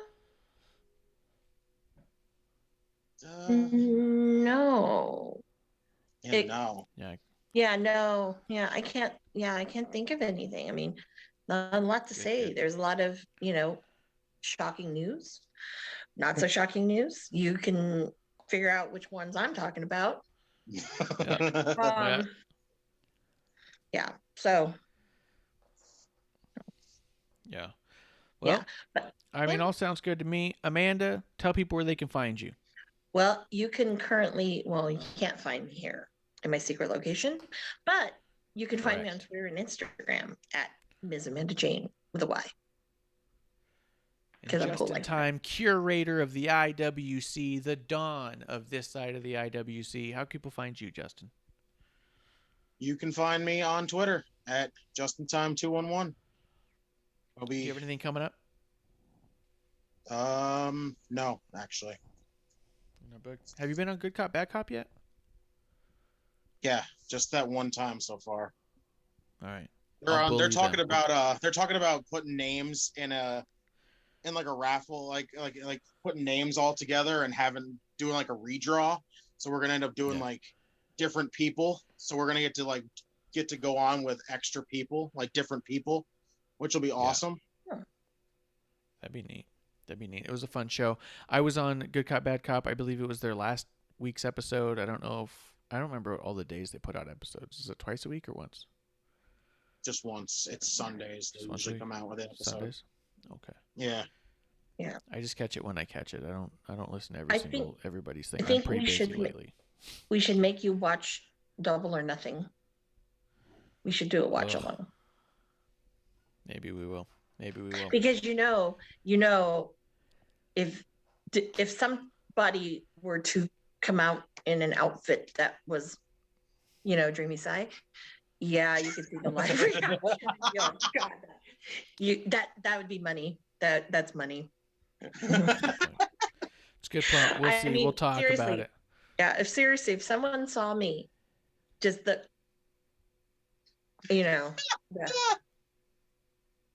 I think I got enough of it from last night with the whole.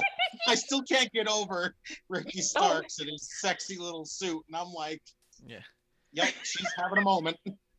Yeah. Oh my God, it was funny because one of my Twitter friends was like, "Your boy's on." I go, "Oh, I know." Boy, is he ever. Yeah. Well, we are at WOTR, the show. This is Wrestling on the Rocks, where every show is our first show. So we will be back on Tuesday for episode 1 again. Guys, I'm at Ref Marsh. You can find us wherever you find your podcasts. You can find us at WrestlingOnRocks.com for all of our links, all of our shows. Do me a favor, guys, if you like wrestlers talking old school stuff, Pro Wrestling for Life with Sean X-Pac Waltman, Pro Wrestling for Life, his new podcast. I'm part of the editing team, and I'm working with them. So the more you support them, the more it supports me as well. So I appreciate it if you guys give them the old like and follow as well. Plus, he's probably a little bit more interesting, and he's sober, so different from us. So, guys, I think that's the last call. What do you say? I think so too. Yeah. That's last call. Cheers. Cheers. Hey, producer lady here. Thanks for tuning in. Continue to support us or buy us a drink by following and putting the I in subscribe on Twitch. Or subscribe and review our podcast on Apple Podcasts or wherever you listen to us. Cheers! I would never have a drink with wrestling on the rocks.